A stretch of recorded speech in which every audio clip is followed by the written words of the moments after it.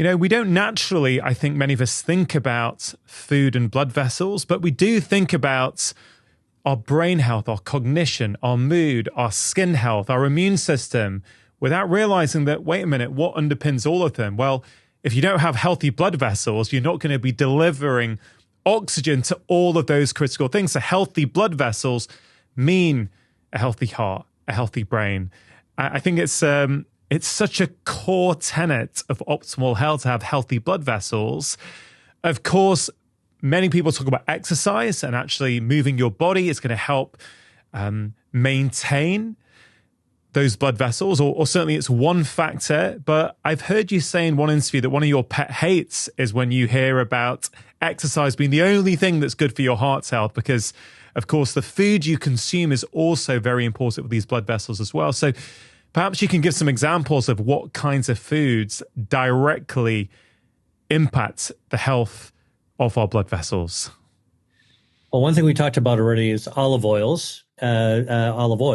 But I also want to actually back that up and just say, look, and what about olives? You can just eat the whole olive, and now you get the fiber from the olive, and you'll actually get the other more polyphenols from the flesh of the olive. Other foods that are clearly very heart healthy are the leafy green foods that have dietary fiber and all these other polyphenols. So the brassica family. Now, I like to cook. So, when you get me talking about foods, I'll usually start talking about the foods. And most people think about broccoli. Okay. I would tell you broccoli, like other brassica family of vegetables, have isothiocyanates. These are the class of molecules that create sulforaphanes. And sulforaphanes are great for our metabolism. They help to lower burn down our harmful body fat. They lower inflammation, which is really, really critical.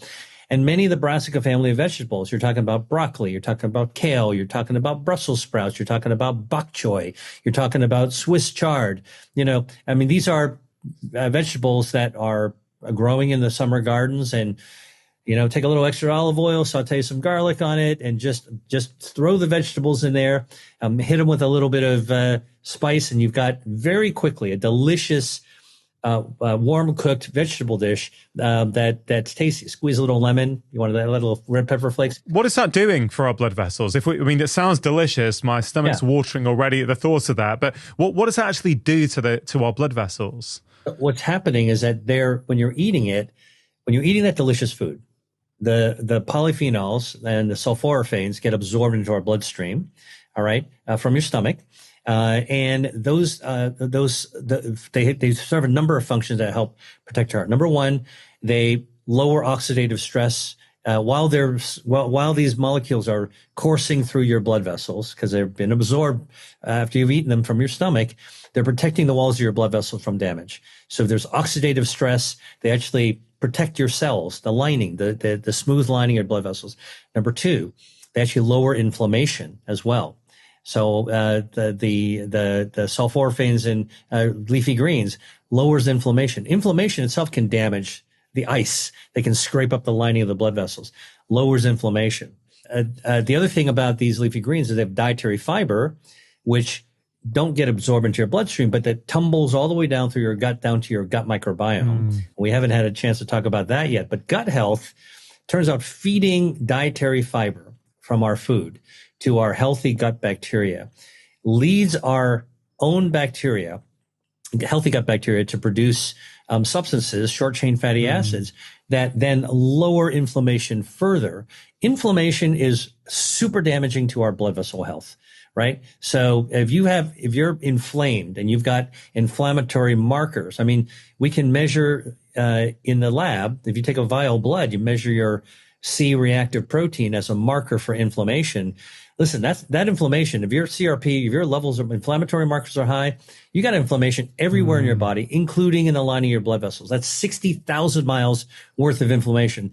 That's actually a really bad thing to be carrying around. So this is how leafy greens, with their polyphenols and their dietary fiber, can all conspire in a beneficial way, or collaborate in a beneficial way, to be heart healthy, starting with improving the health of your blood vessels. Yeah.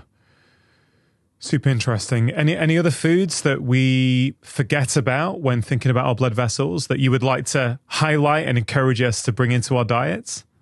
Yeah, well, it turns out that two beverages, tea and coffee, have polyphenols that are heart healthy and beneficial.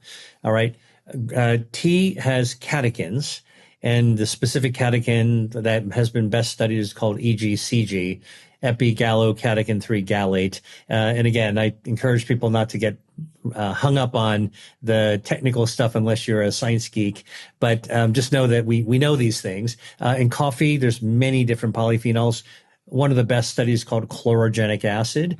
And both of these are heart healthy and vascular healthy, blood vessel healthy, for similar reasons.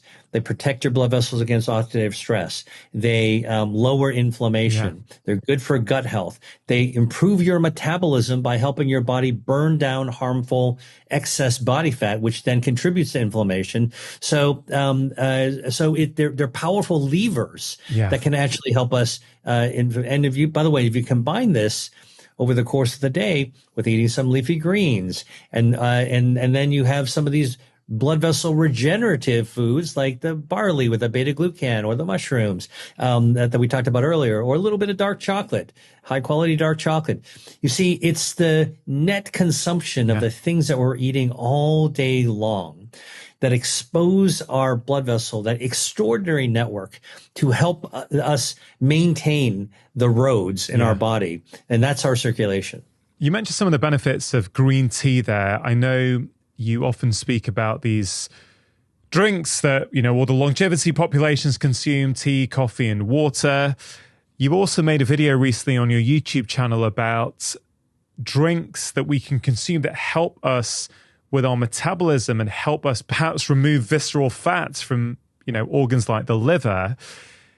It's quite an interesting concept that for people, because I think if most people think about their weight and excess fats that may have built up on their body, I think there's a widespread view out there that the main thing that matters is being in some form of calorie deficit. So essentially you are consuming less than you're burning off. So over time, you start to lose some of that excess fat. Now, I know your last book covered this in a lot of detail, but just help us understand how important what I just said is versus particular drinks like green tea or coffee that can really help boost our metabolism. Can you help us sort of find a way through that in case anyone's getting confused there? Yeah, there's a lot of ways to help our body optimize its metabolism. We talked about one earlier, which is don't overconsume calories, and whatever you do consume, make it high quality. So that snapshot captures a lot of what we talked about earlier. But, there is a hidden mechanism, a hidden trigger in our body that can help burn down extra harmful body fat that allows us to eat foods in order to burn fat. Now, that sounds like a contradiction in terms, right? If you want to lose fat, you want to not eat, right? Mm-hmm. Nope. Actually, there are some foods, and this is a big surprise, and I wrote about this in my book, Eat to Beat Your Diet. There are some foods that actually trigger fat burning. Now before I tell you the foods, I got to tell you how this works. The popular fad that people have been doing these days, like cold plunges, right? And cold plunges being a healthy for your metabolism and other things. Well, actually, it does work, and I'll tell you why it works. When you expose your body to cold, the temperature drop actually triggers a special kind of body fat that's not harmful but really beneficial, and it's called brown fat. And brown fat is not a fat that most people are familiar with. Most people are familiar with white fat. We call it white fat. There are two different colors. This is what this tissue looks like under the microscope. Okay. White fat looks white under the microscope if you're in a lab, and brown fat looks brown under the microscope. White fat is sort of the fat that we normally think about. It's lumpy, bumpy, wiggly, jiggly. It can be under the skin, subcutaneous white fat. It's under our arms, under our chin. It's the muffin top that people don't like, or the thigh fat or butt fat. Okay. But white fat is also not only under the skin, but it's packed inside the tube of our body. Our body's a tube. So if you look inside the tube of our body, where our organs are, our gut, our viscera, if fat growing there called visceral fat can be extraordinarily dangerous because as it expands, it sort of expands like a glove wrapping around your organs, and it can be highly inflammatory. And so our body has kind of evolved a natural way to tame that kind of extra visceral fat, and it's through brown fat. There's other kind of fat. Now, brown fat is not lumpy, bumpy, wiggly, jiggly. Brown fat is thin as a sheet, and it's not close to the skin. In fact, it's close to the bone. It's like attached to the muscle deep underneath your skin. And we got a little bit on the side of our neck. We have a little bit under our breastbone. We got a little bit between our shoulder blades, and it's scattered in our belly a little bit. All right. And what brown fat does, it just kind of hangs out quietly in the background. But if there's really cold temperatures, okay, cold temperatures will trigger it to fire up and generate heat. Right. When it generates heat, this evolved in animals that are hibernating. Right. You get that woodchuck gets nice and fat in the fall and the winter, and then it waddles into the cave, and then it's not coming out. It's got to stay warm in the winter. Why doesn't it freeze to death? Well, because the brown fat of those hibernating animals, when the weather gets really cold, triggers thermogenesis, thermal heat, genesis, generating heat. And that brown fat actually fires up and keeps the animal warm all winter long, provides it energy. Where does it get the energy from? The brown fat in hibernating animals has to sustain the heat-making fuel. Okay, the fuel. We'll talk about fuel again. It draws it down from the white fat. So that's why animals start the winter hibernating as big, round, fat balls. And by the time spring comes around, they consume most of the energy. They've lost most of that fat by generating heat. Well, guess what? Humans also have that same mechanism. In fact, it wasn't until 1930s until we realized that humans also have brown fat. And it's in the locations I mentioned around your neck, behind the breastbone, and so on and so forth. Cold weather will actually fire it up. And we discovered this, by the way, it was published in the New England Journal of Medicine, and an analysis of PET scans. Now, PET scans pick up metabolism. When you're generating heat, when brown fat's generating heat, it'll actually light up because of higher metabolism. It was picked up in PET scans in New England, which is an area in the United States that gets cold winters. People were looking for tumors. And they found, instead of a tumor, they found something lighting up in the body that turned out to be brown fat. It wasn't a tumor, it was brown fat. People hadn't noticed it before. No one had noticed it before. But then when they actually looked at when PET scans showed the brown fat firing up, it was only during scans taken in people who were getting the scans in the winter, not in the summer. And so seasonally, our brown fat lights up, which makes sense, just like those hibernating animals. So cold plunges actually are beneficial for your metabolism by firing up your brown fat to burn down your harmful white fat. So brown fat is good fat, burns down extra white fat, which is bad fat, visceral fat, and lowers inflammation. Now, temperature does it. That's pretty cool. There are some drugs that will do it. I don't recommend it because they all have side effects. But guess what? It turns out that there are certain foods that you can eat that turn on brown fat and certain beverages. And two of them we talked about: green tea and coffee. Both contain the polyphenols that light up your brown fat to burn down harmful excess white fat. So the two beverages, and there's a whole other bunch of foods as well, can actually help to stimulate your metabolism by lighting up your brown fat. One last thing I'll tell you that people will like, I can't remember which is the brown fat, which is the white fat. I'll tell you how you can remember brown fat. People are talking about mitochondria now these days in the health and wellness world. Well, mitochondria are the little tiny batteries in our cells that give us energy. I remember when I was in medical school, I'm sure you had a similar experience, memorizing all the different parts of the cell. Yeah. Man, there are so many different parts of the cell. How on earth are you going to memorize them? So I always remember mitochondria as mitochondria, these little tiny little things that are small but mighty, and they generate energy. And so brown fat has a lot of mitochondria. Okay, the fat cells, and that's why they are able to generate the heat. They're like loaded with batteries, okay, and the batteries generate heat. They draw down the fuel from the white fat. Well, mitochondria have a lot of iron in them. iron, the same kind of iron that you'd have in nails, like, like for construction.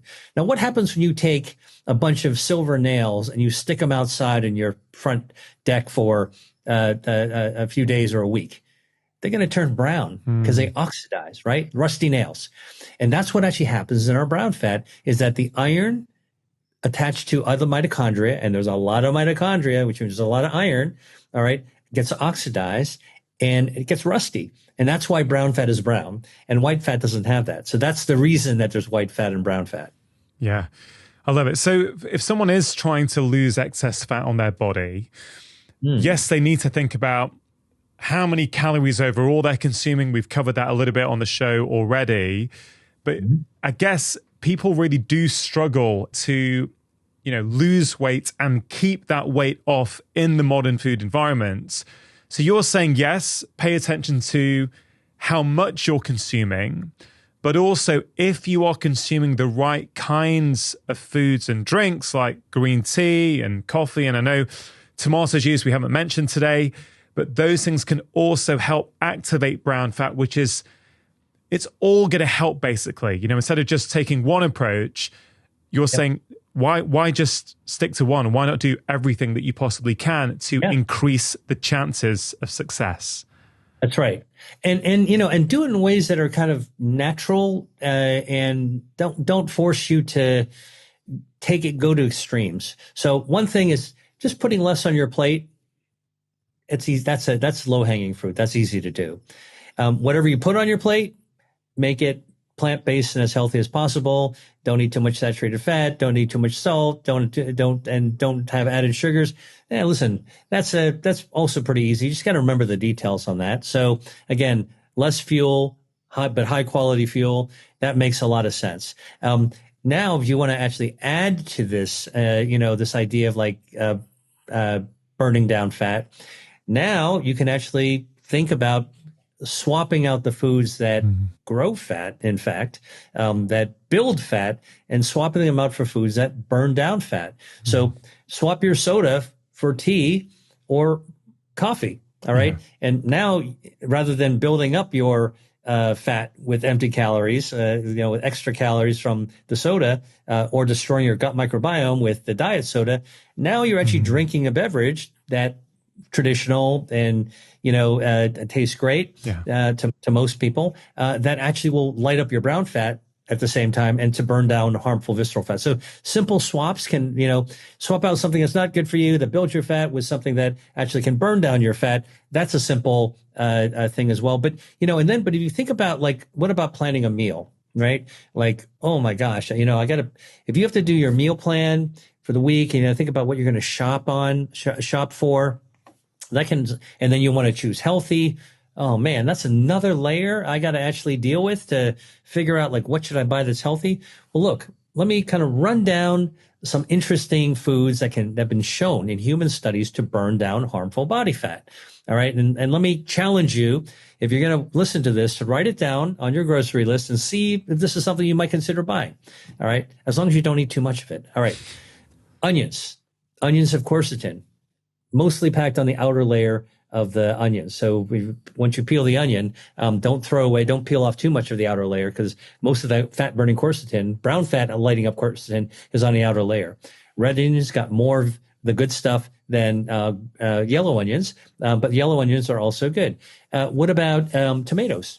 Turns out lycopene in tomatoes, which helps to make the tomato red, actually can burn down extra body fat. It can actually burn down visceral fat through thermogenesis. That can actually shrink your waistline. You're not stretching out the tube of your body as much. It'll shrink it down. This has been studied in humans. What about strawberries? Ripe strawberries have been shown to actually burn down harmful visceral fat. A can of inexpensive white beans has been studied. Just eating, a can of beans for 5 days out of 7 days, been shown to shrink your waistline by 1 inch by burning down harmful body fat. What's in a bean? Well, a lot of dietary fiber, some healthy fats from the legumes. Now, obviously, how you cook the beans going to make a difference. If you want to stew them, add a little extra virgin olive oil, and now you've ganged up, because olive oil can also burn down harmful body fat as well. Carrots can burn down harmful visceral fat. All you need to eat, and this has been studied, is the equivalent of 3 medium-sized carrots a day. Sorry to interrupt. If you're enjoying this video and you want to learn more, then do check out my free special guide, which contains the 6 crucial steps you need to take in your life to not only build healthy habits, but also to make them stick. If you want to get hold of this free guide, all you have to do is click on the link in the description box below.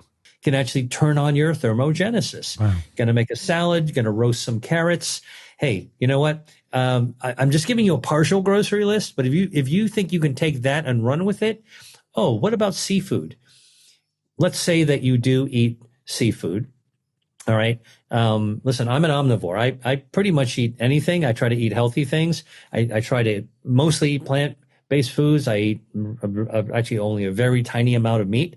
And I try to choose high quality, whatever it is I'm eating. But seafood actually contains omega-3 fatty acids.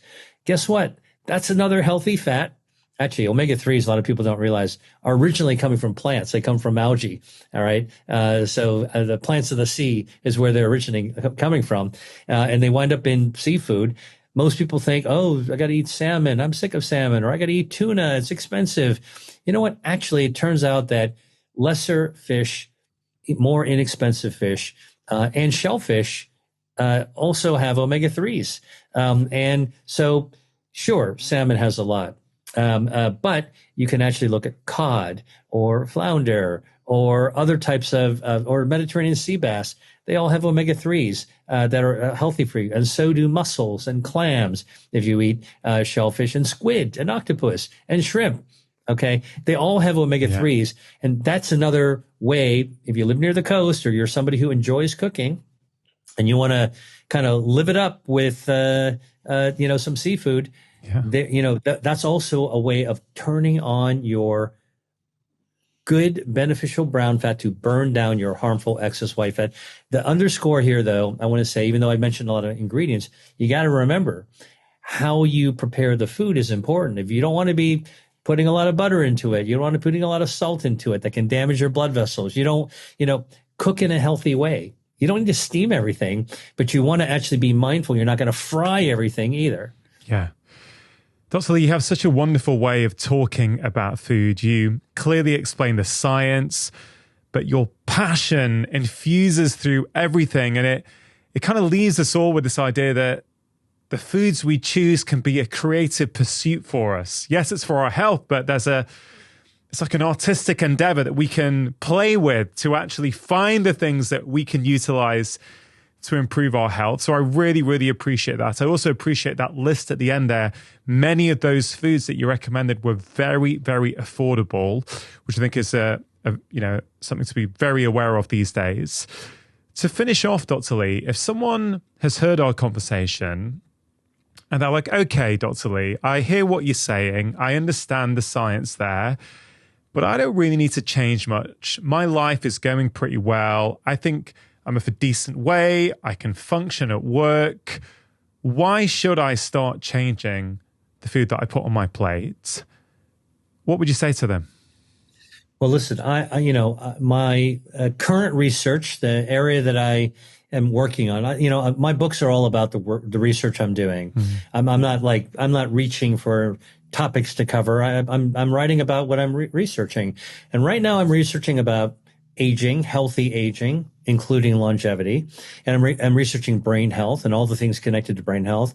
And one of the reasons that to answer to somebody who's asking the questions that you just stated, I would say, listen, if you are doing pretty well now, keep it up. All right.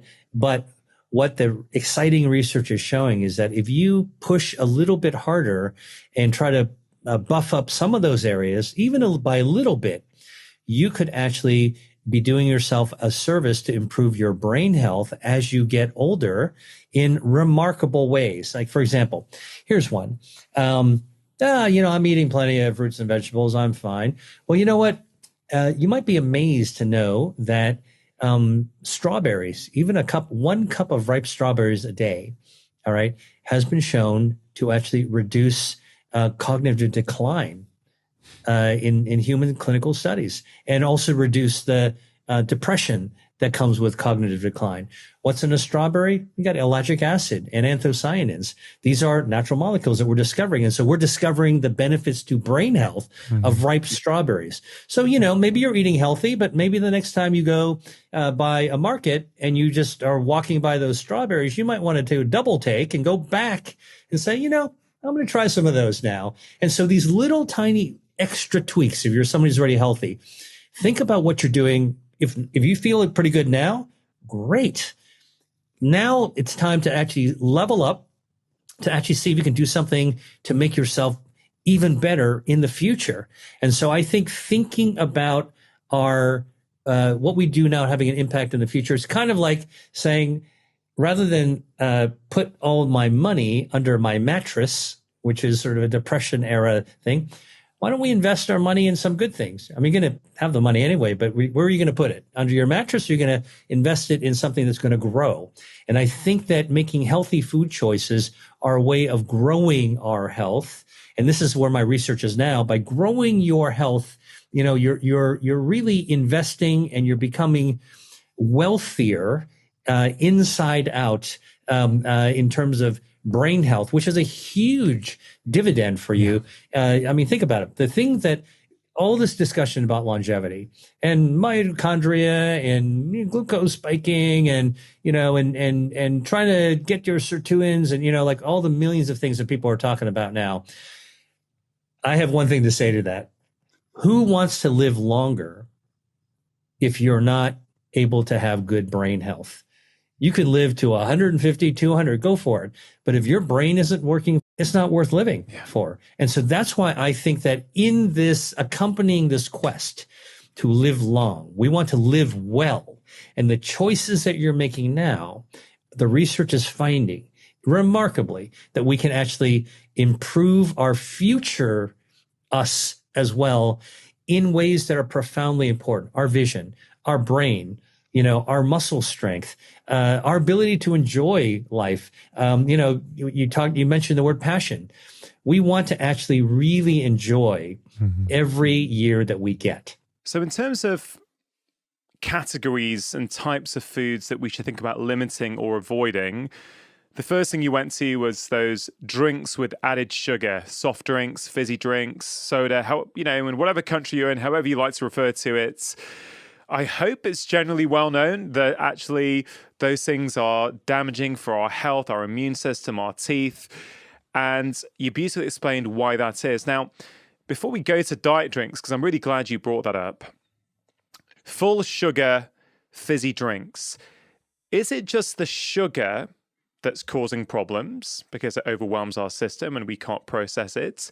Or is it something else? Is it the sugar and the chemicals and the impact they have on other aspects of our body's health?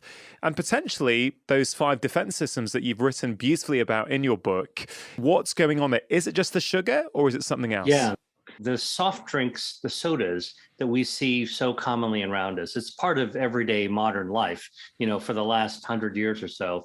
It's interesting. The history of soda is really fascinating. It dates back into Europe, where people were trying to find additional ways to be surprised and delighted by beverages, right? So the traditional drinks were always tea or coffee. Of course, the most popular beverage in the world is just drinking water. The most important one, actually, as well. Tea and coffee following close behind. And then there was wine. Right. I mean, these were for thousands of years sort of the elixirs, so to speak, of our beverages. And carbonation was actually added to fruit juice. First, it was a mistake, I think, that was made when they invented it. But then actually it became something to delight folks, kind of like you go to a carnival, and you see some spectacle that actually is just something you walk by and you think, oh my gosh, that's so unusual. That's delightful. That's how sodas were actually drank. And then once actually the big industries came in and turned it into a marketing buzz, it started to take on a life of its own. And here's where it morphed. Went from fruit juices that actually had some carbonation, which is just gas, CO2, and that's okay. But what wound up happening is that they started to have less fruit. but they figured out how to put chemical flavorings that actually mimic the fruit flavoring. And then, of course, nobody really wants to have just a plain watery looking carbonated drink. So then they started to add artificial coloring, and then they started to add preservatives. And this goes to the importance of reading a label. Whenever I actually pick up something to drink, from a store, a grocery store, I'm an explorer, so I love to actually try new things. If I saw a drink in a store that seemed appealing or attractive or intriguing to me, I might pick it up. But the first thing I do is I take a look at the label. What is in there, right? So it should be mostly water. So I look for that. And then many people don't know this, but the order in which the ingredients appear on a label, at least in the United States, is synonymous with their relative concentration in the drink. And so what you want to do is, it's usually water, and then it's sugar. All right. So we just talked about that, or artificial sweetener. And then you start seeing the other things behind it. And I think most people will be astounded and disappointed, rightfully so, that natural fruit juice is usually pretty low on a list of 10 or 20 ingredients. And so if you are creeped out by not being able to pronounce, understand, identify the ingredients on a beverage, you should follow your instincts. That's probably not something you want to put in your body, because your body's not hardwired to handle those chemicals. Yeah, I think that's great advice, something I use with my patients as well. People say there's always exceptions. Yeah, there are exceptions, but as a general principle, when looking at ingredient labels, I completely echo that. If you don't recognize it, maybe give it a miss and choose something else instead. You also mentioned marketing there when you were talking about fizzy drinks, and that really is something that we're fighting. You are trying to promote all this incredible, colorful food, but what we're fighting is this marketing machine, and in particularly around, I guess, soft drinks and fizzy drinks and sodas.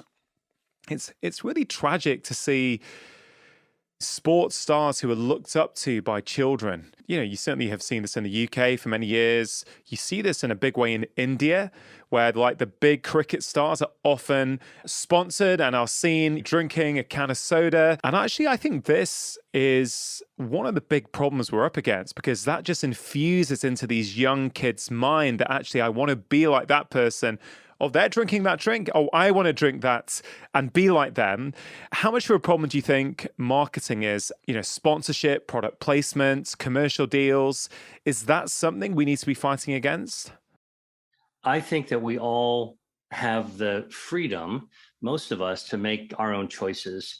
And I try to think about any argument, such as the one we're discussing now, from both sides of the coin. If you run a company and your company is making a product, your job is to market it, whether it's a soda or whether it's a tennis shoe or whether it's a wristwatch, right? On one hand, I don't blame companies for actually doing marketing, and the ones that actually do it really well, hey, you know what? That's their job. Okay. On the other hand, I think that the fight that we're actually having is not really against the company.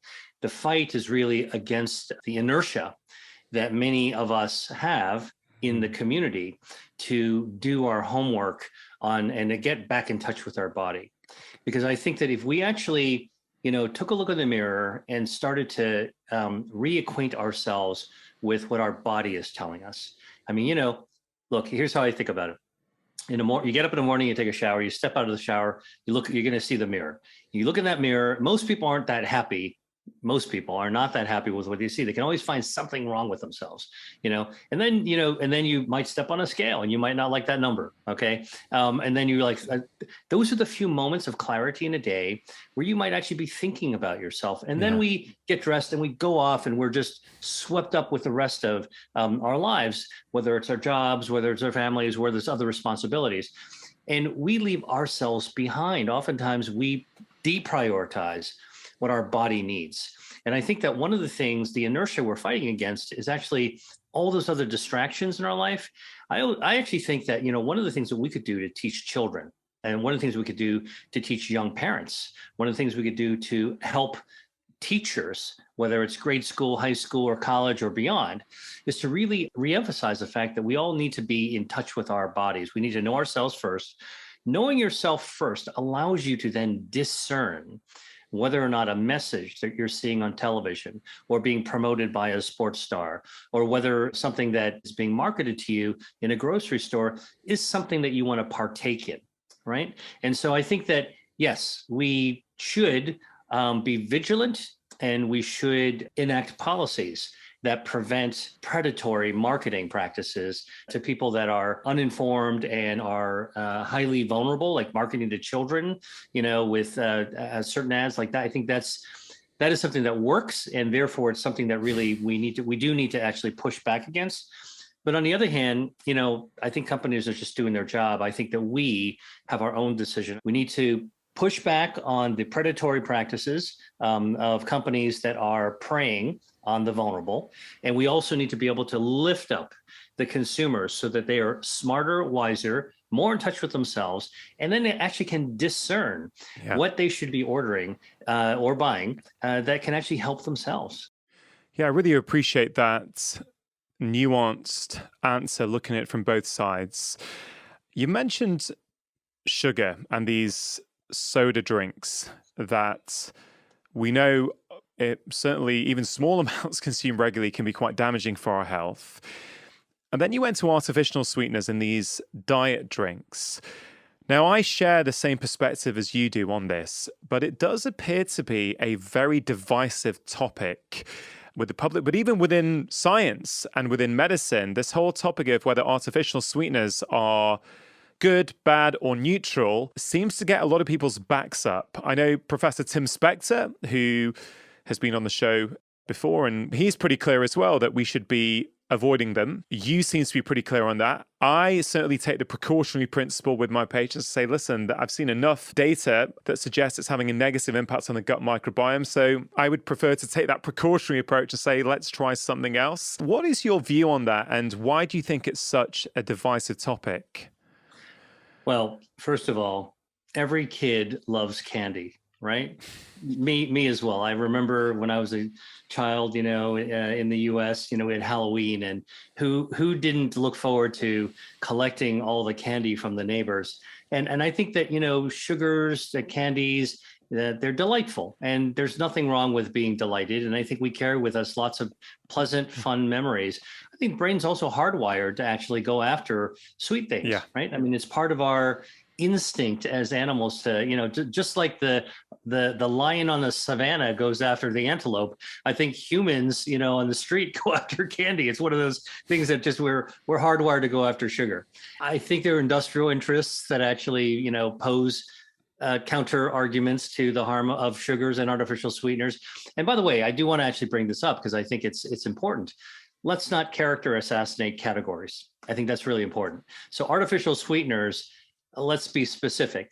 Okay. What I was referring to are things that are not refined sugars, the powdery white stuff that you would buy in a supermarket. The artificial sweeteners are the ones that are chemically synthesized, not natural, that actually have been designed to activate the sugar receptors on your tongue and mimic sweetness. Right. Okay. And there's many different kinds. And so I think that if anybody were to go to Google and look up categories of artificial sweeteners, you'll start seeing this is not one product. It's a many different types. Some people could consider artificial sweeteners stevia. Now, stevia is a natural sweetener, but it's still artificial when you compare it to refined sugar. And what about, like some people use monk fruit, which is also a natural sweetener, which isn't the same thing as refined sugar. It also activates your sugar taste buds. It's more natural. And then what about aspartame and sucralose? And what about all those other kind of chemical names that you can't pronounce? And so I think as we're talking about this now, we need to say categorically, I think excess natural sugars in product form added to food, it's added sugars, tend to be unhealthy if you overconsume that.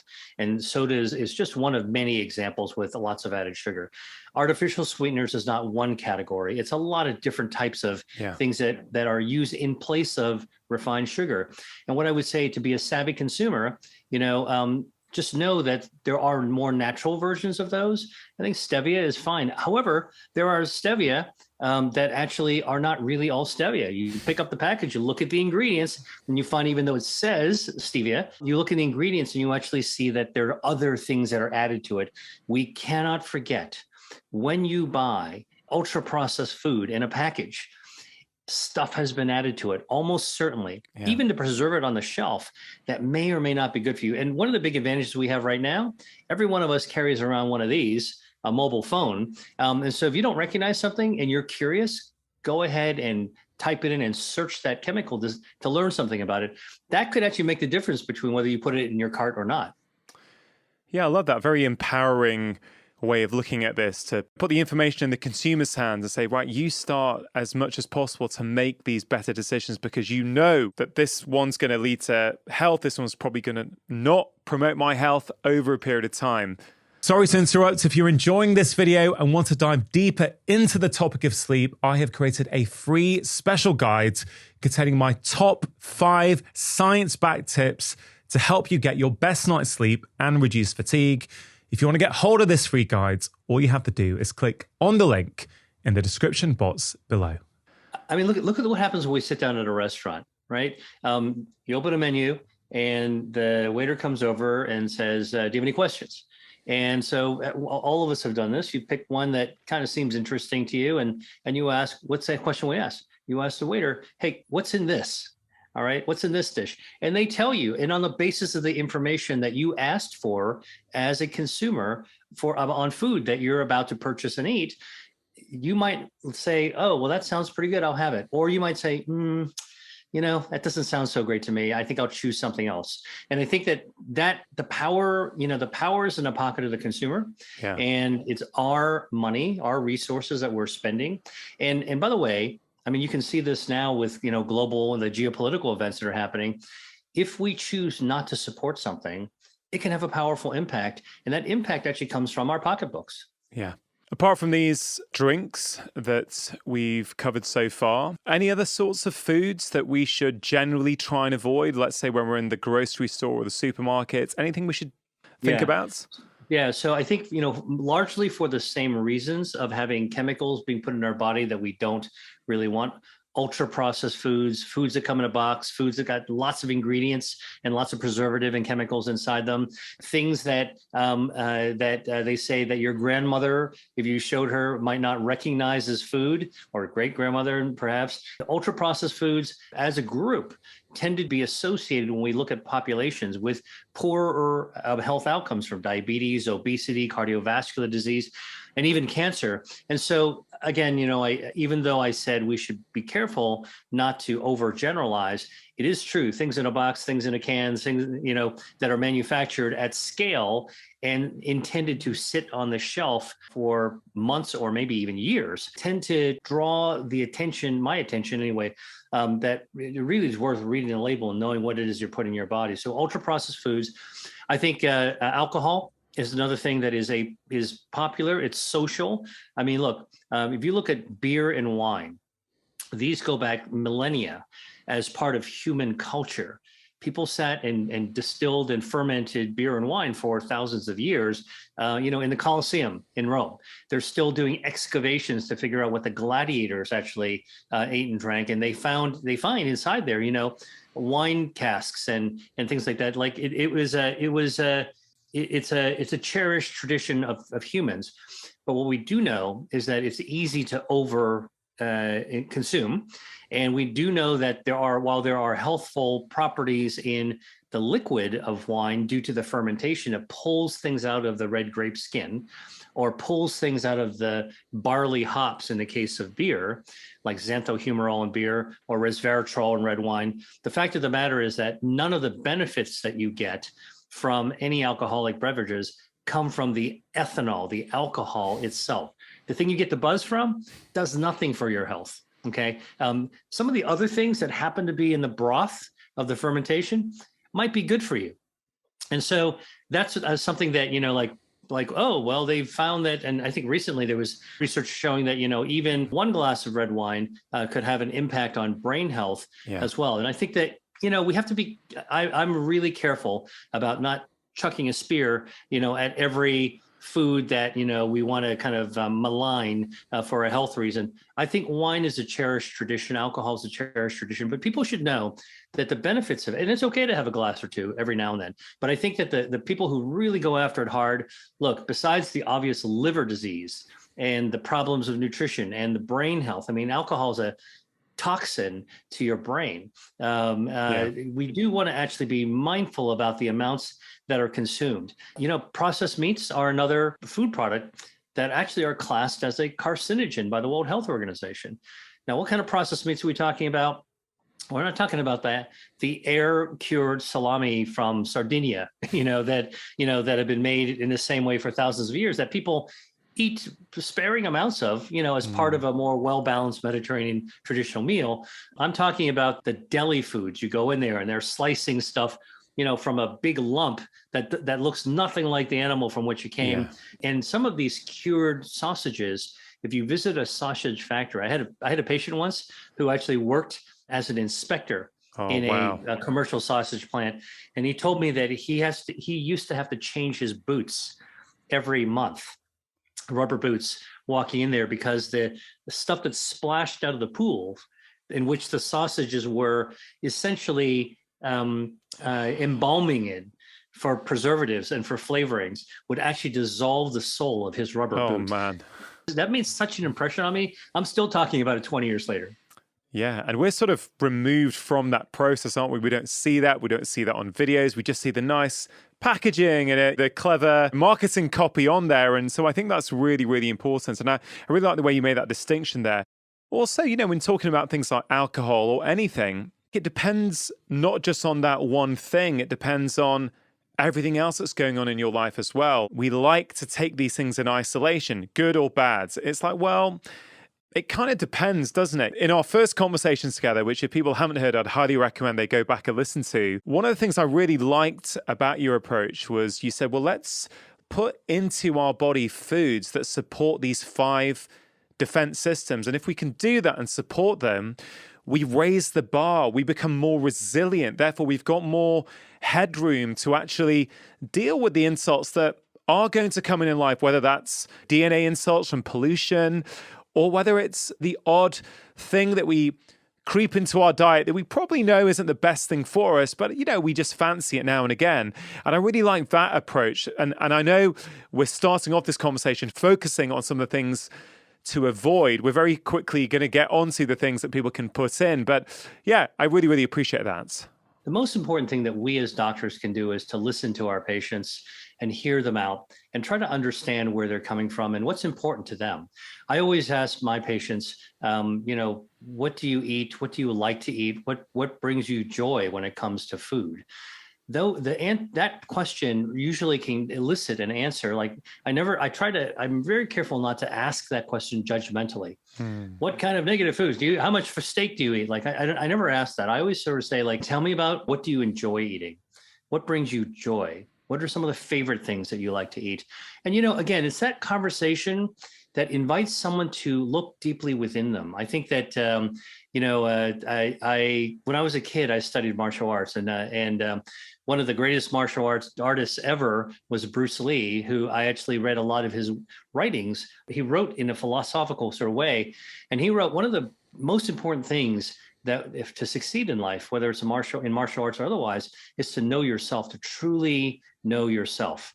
And I think that so often we get distracted. We don't have that opportunity to ask ourselves something simple like, so if we had a choice, what would we want to eat? What brings us joy? And my strong belief is if we want people to get on a better diet, to get them started and to keep them going on it, we want them to actually feel like it's not a heavy lift. It's something that's doable.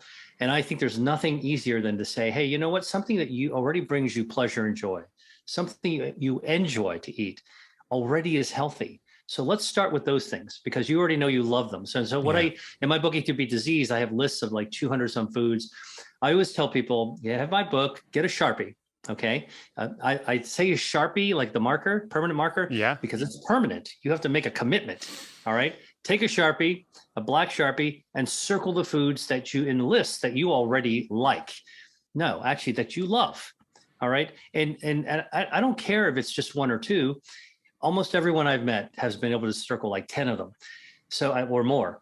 But if you find a food that you already love, that's healthy and good for you, that activates your health defenses, you are already way ahead of the game. Love that. Very empowering approach to people.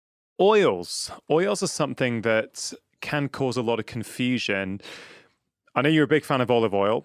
I want to talk about olive oil and why it's so beneficial. But before we get to olive oil, in the spirit of the kind of foods that we should think about limiting when we are in our supermarket or our grocery store, and we're looking around to purchase oils to cook food in, to sprinkle on food, to pour on our salads, what kind of oils should we try and avoid? And then what sort of oils should we try and buy instead? So this, like the debate about artificial sweeteners, is a loaded topic. And so I want to just start, this component of our conversation by saying the jury is still very much deliberating what oils are harmful to you and are most harmful to you. But I think that it's less controversial what oils are better for you and good for you. I want to, for your listeners, I want to kind of give people some real practical things and not just kind of dive into the science of petroleum products, which is what oils are. Let's talk about this.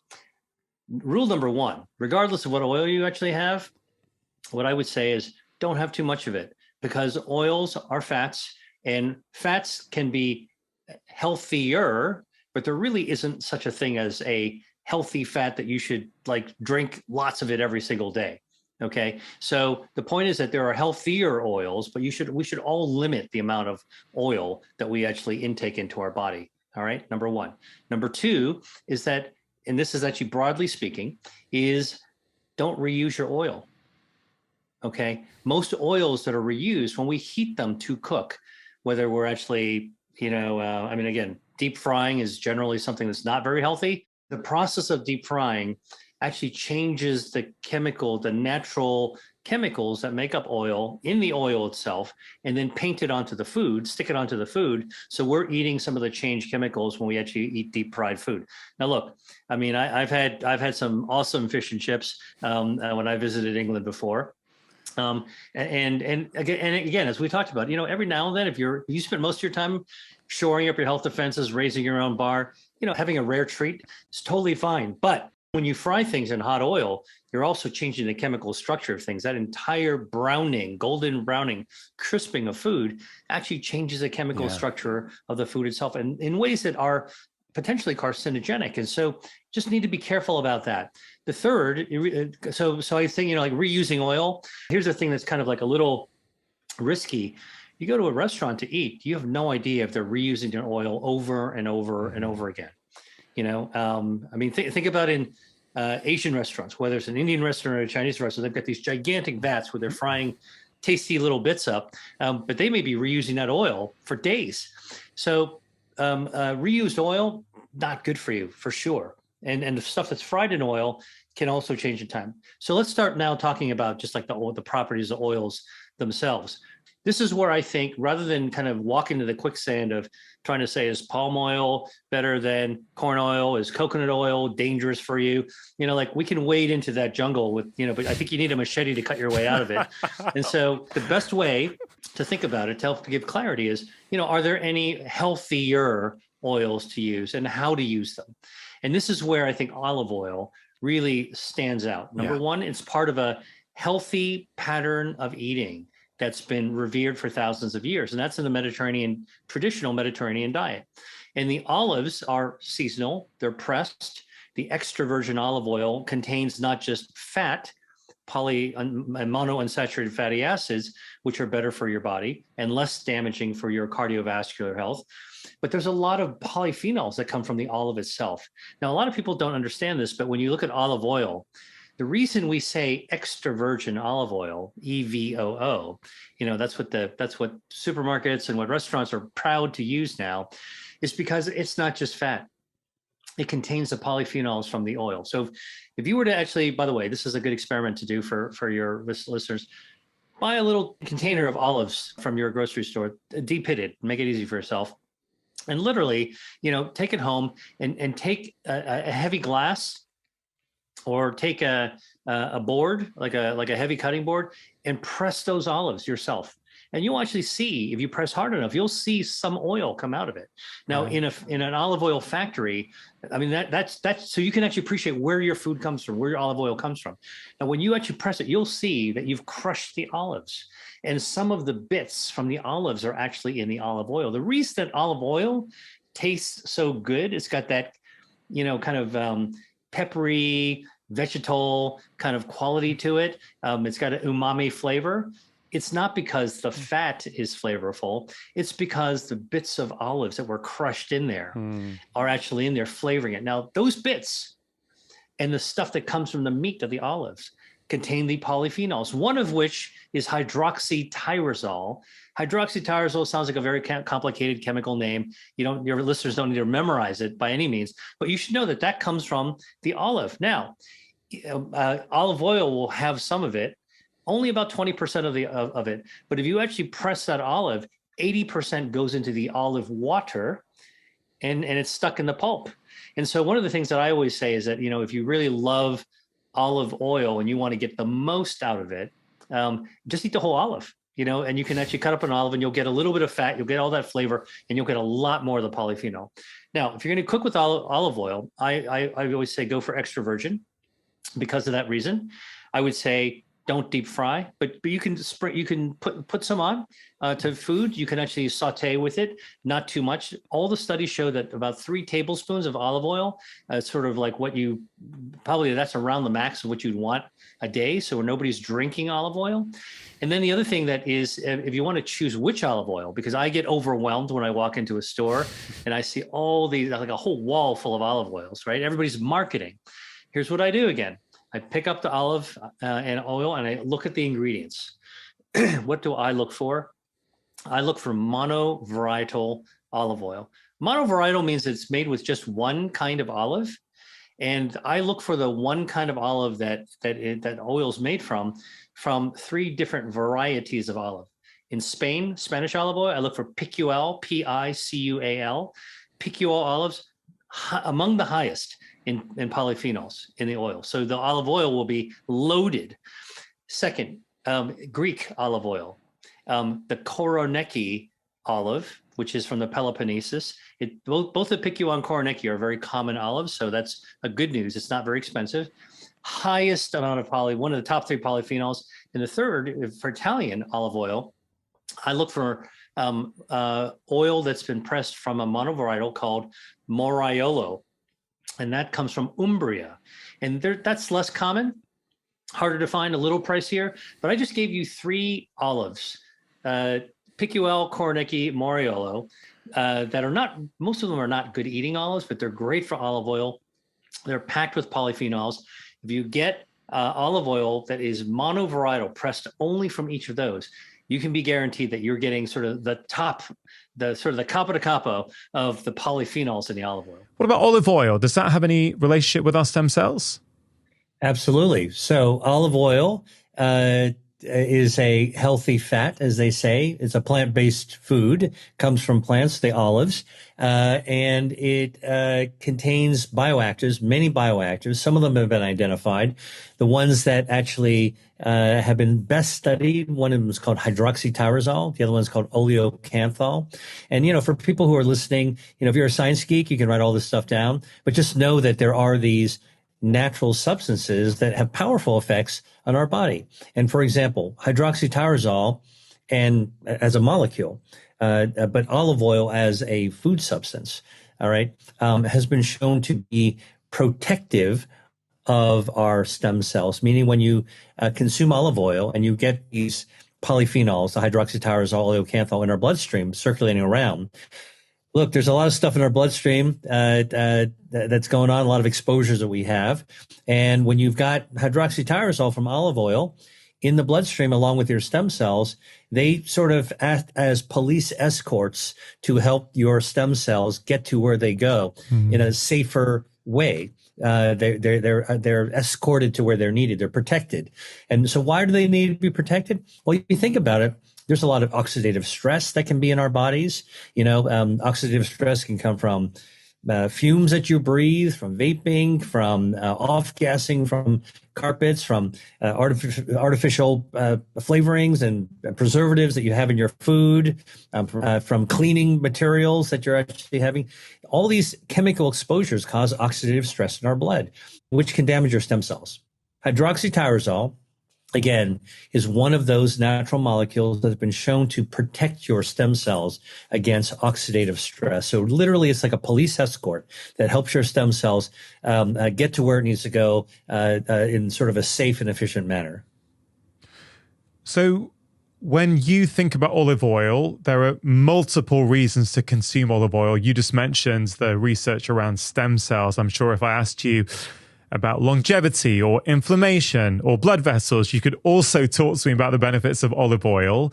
Sorry to interrupt. If you're enjoying this video and want to dive deeper into the topic of nutrition, I have created a free special guide which contains the 5 most important changes I think we all need to make when it comes to our diet.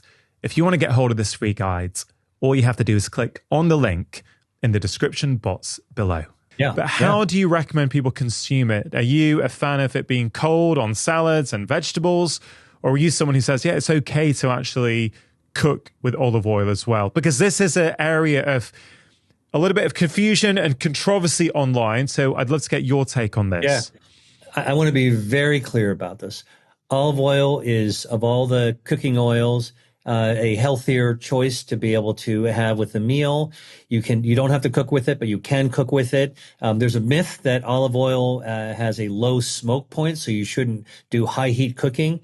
As it turns out, olive oil's smoke point is almost the same as canola oil, which is used for frying. It's pretty close. You shouldn't reuse olive oil at a hot heat, but cooking with it in a wok, if you're doing Asian cooking, is perfectly fine. Actually, you just have to like the taste of the olive oil in cooking it. So again, that's a little bit of a myth. You can actually cook with olive oil at pretty high heat, and you're fine. Certainly, sautéing is no problem. Stir frying is no problem. And by the way, in the Mediterranean, I don't encourage people to eat a lot of fried foods because the frying creates these little side products called acrylamides, which, are potentially carcinogenic. But everyone occasionally, people like crispy food. In the Mediterranean, how they fry foods, they fry them in olive oil. All right. And in fact, the polyphenols get into the food that you fry. So it actually makes something that's not that healthy a little bit healthier with the polyphenols in it.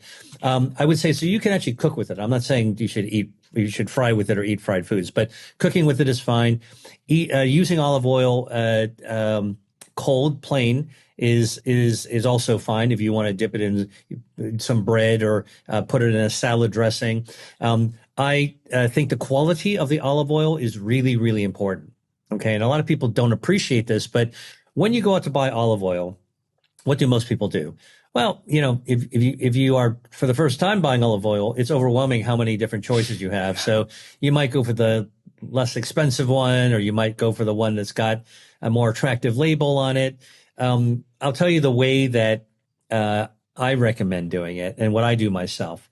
I always want to get the highest quality olive oil. So what I look for are olive oils that are made pressed with only one kind of olive. It's called monovarietal olive oil. And there's 2 reasons for that.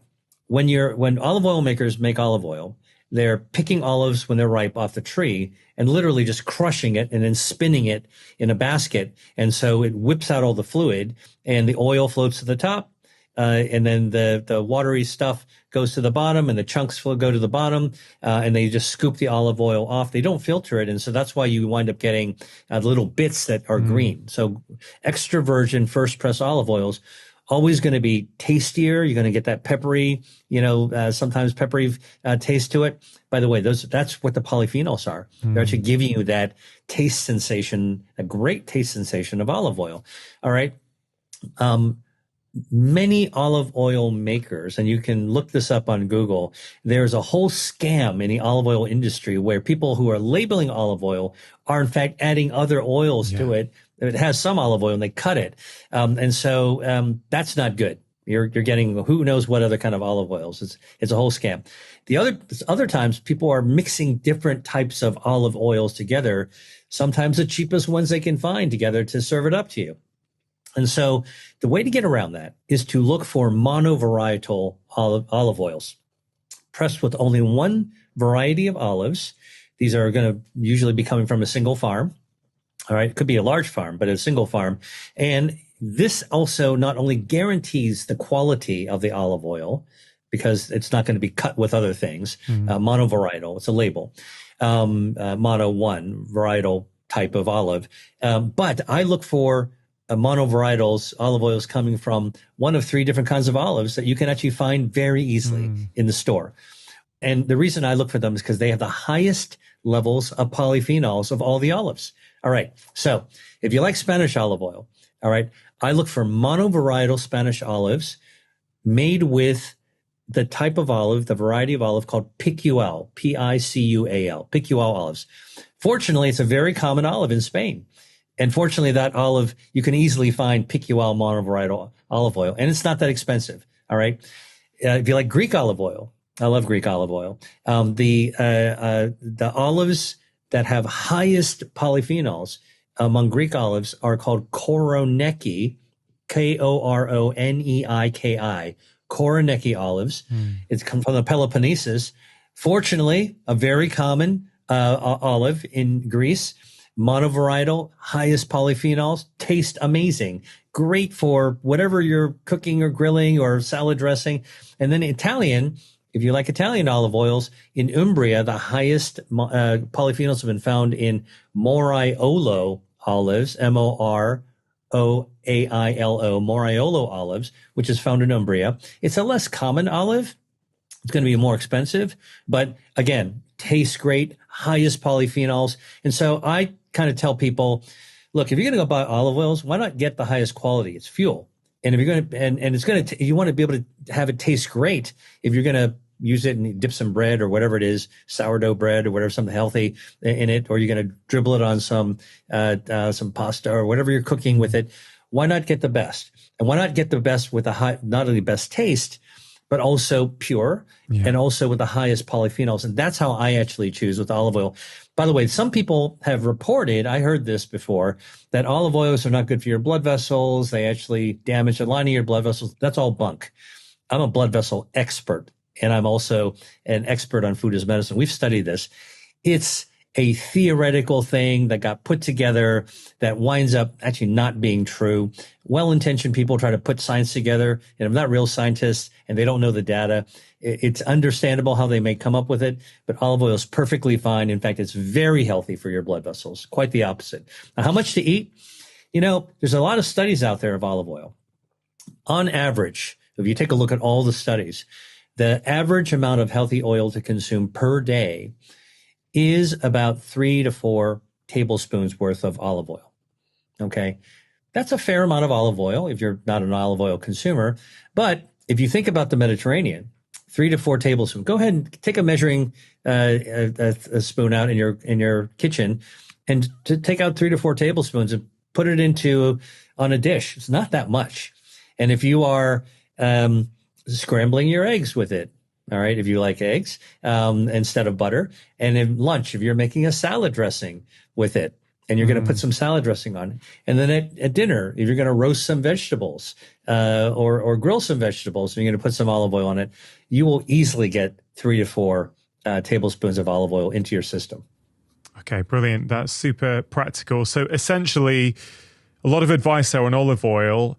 If people are struggling with the cost of things, as many people are these days, is your advice to get the best quality olive oil that you can afford?